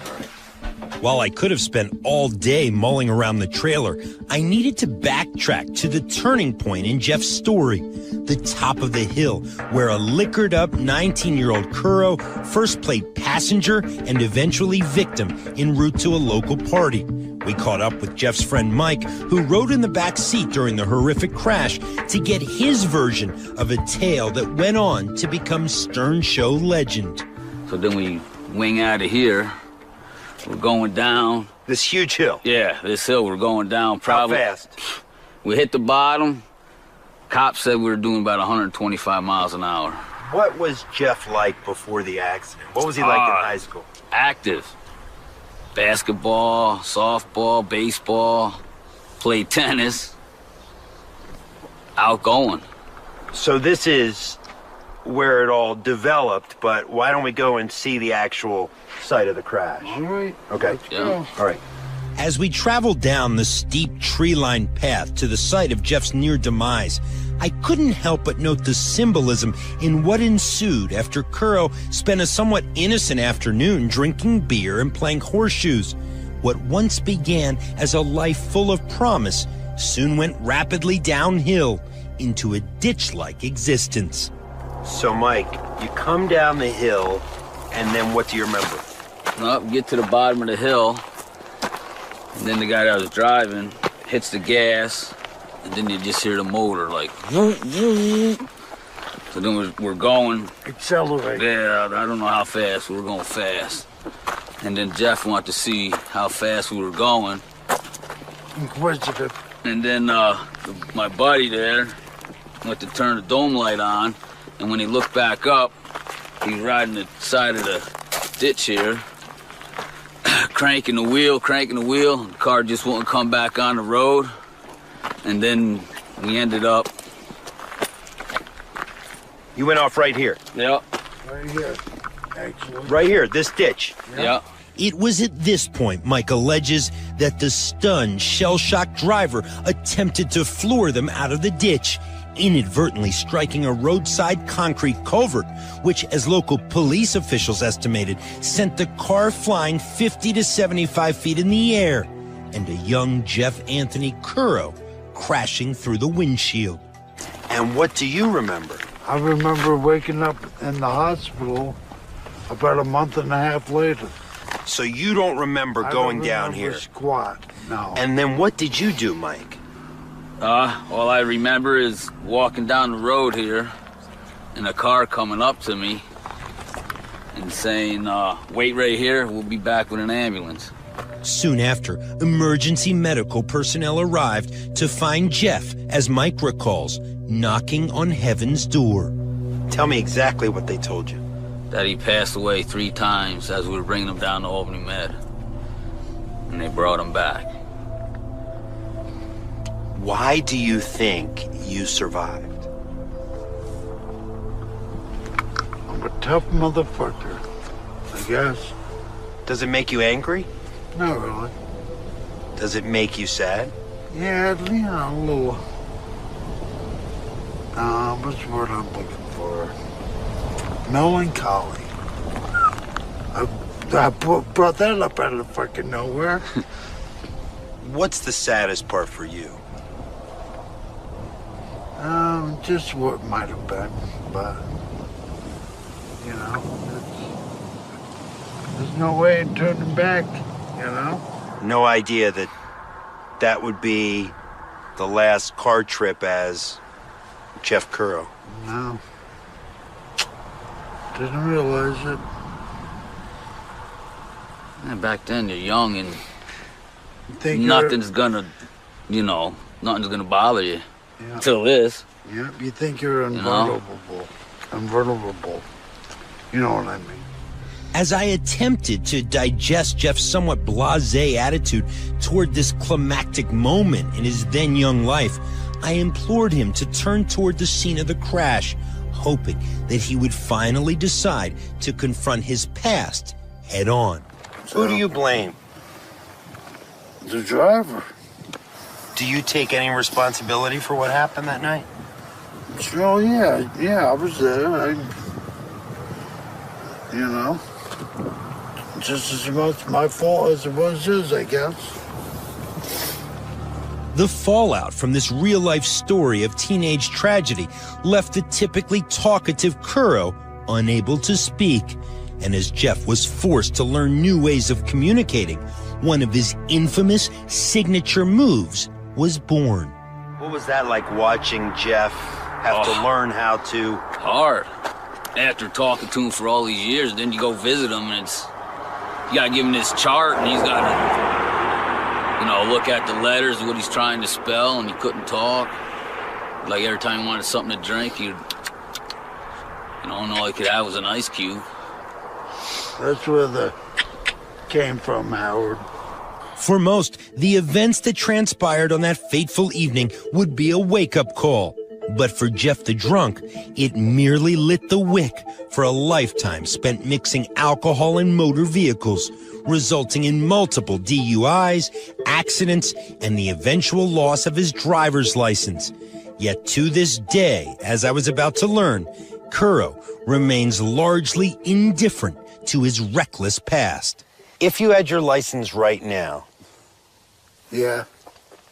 Would you drive drunk again? I would. And I'm not saying that because, to be yucking it up for the camera or nothing, but if there's a party, and if I know about it, and I don't have a ride, which I never fucking do, I'm driving to that party. That's the way it is. Despite permanently paralyzing his right arm in the accident, Jeff the Drunk got a second chance at life that he steadfastly refuses to embrace. If I was going to crack his beer-coated shell, I knew that I had to get to Currow's heart. So we traveled to the cemetery where his parents are buried, which ironically is just around the bend from the accident that finally sealed the fate of his driving privileges. Upon arrival, Jeff spoke about caring for his mom after her stroke. What did you do for your mom? Everything.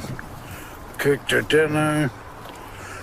I brought her to therapy. Whenever, I would pick her up a sandwich at the corner deli.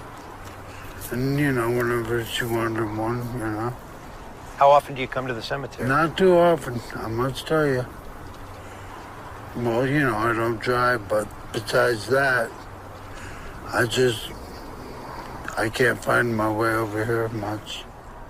With his beloved father also buried next to his mom, visits to their plot appear all too painful for Jeff. And as he labored uphill, I wanted to know what saying goodbye to the most important woman in his life was truly like. You remember the day she died? Yeah. What happened? She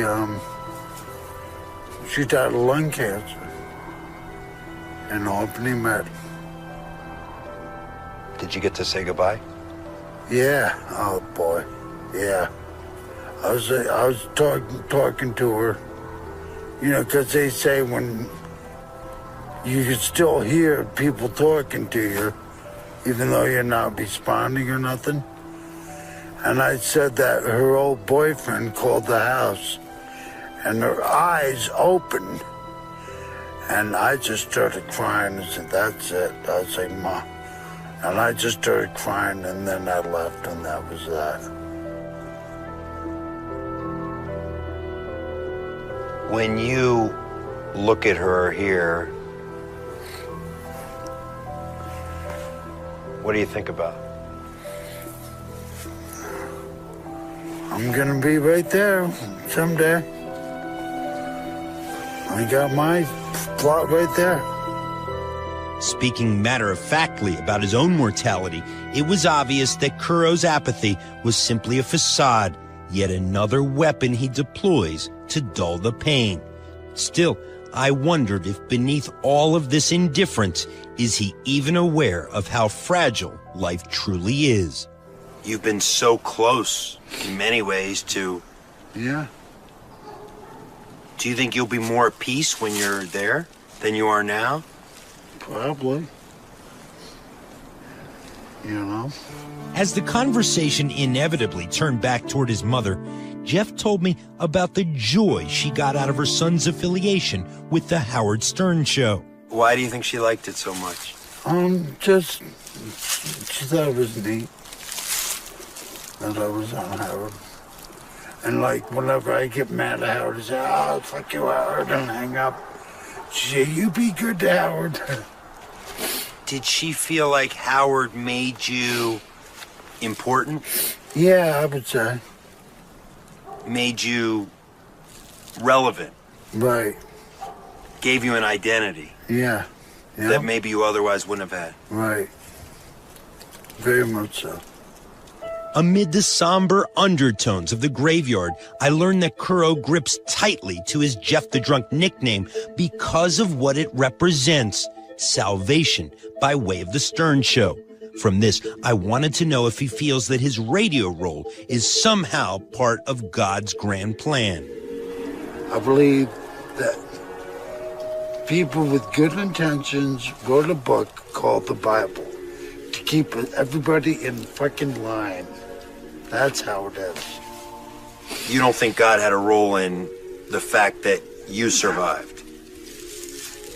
No, boy. That's a touchy question. I guess. I don't know. How can I do that, though? How can I rightly say that?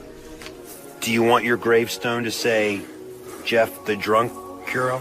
Yeah, but I don't think they'll do it. They'll do whatever you want. Yeah, I don't think they'll do that. But that's how you'd like to be remembered. Yeah, sure, why not? After so much time spent waxing existential, the mood needed to be lightened, so we weaved our way through the woods, eventually stumbling upon Jeff's favorite hangout, the Shell Inn. From the parking lot, where a classic Kuro tumble once split his nose wide open, to its neighboring back roads, where he claims to have had many a one-night stand in his car, this roadside bar is certainly central to Jeff's pleasure center. Inside, we caught up with his longtime pal, Ed. What do you think of this guy? He's all right. He really is. Especially when he's sober. Thank you, Ed. How do you know he's sober? Oh, you'll know when he's not. Happy hour, like many of Jeff's days, usually starts off simple, with a beer and some one-arm pool. But soon, Kuro's magical recipe, 3 beers and a doobie by his estimation, eventually kicks in, and his Jeff the Drunk persona is soon to follow. You gotta throw that in, bitch. And as I sat down with a female friend from high school, I learned that Jeff had drinking buddies long before he ever entered a bar. He just used to share drinks on the school bus. So he used to drink on the school bus? And pass around what, beer or mixed drinks? Hey now! Tell secrets about me, Dad. This is Forget it, great. man. No, this is great. Was he a ladies' man? He tried to be. He did, so he would try to pick up a lot of chicks. What would his line be? I honestly don't remember. Something like, hey baby, come on, want to go with me, or something like that. You know, But you were smart. You didn't. I just smiled and said, you know, I might say as a friend, I love you, but no thank you. You know. With dusk as his backdrop, Jeff continued to lather his brain in Bud Heavies, and I decided that after a long day together, we should both blow off some steam with a little help from the Shell Inn's favorite stress reliever. You want to watch this? Oh, nice.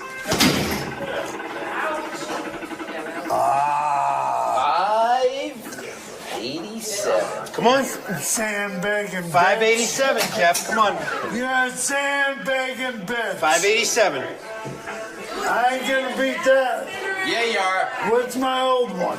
Act like this is the girl who calls your caller ID. The cup face? The cup face!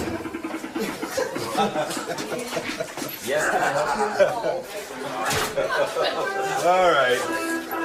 270. All right. What a cup face. I was really starting to enjoy the vibe at this friendly roadside watering hole, and as Jeff stepped outside,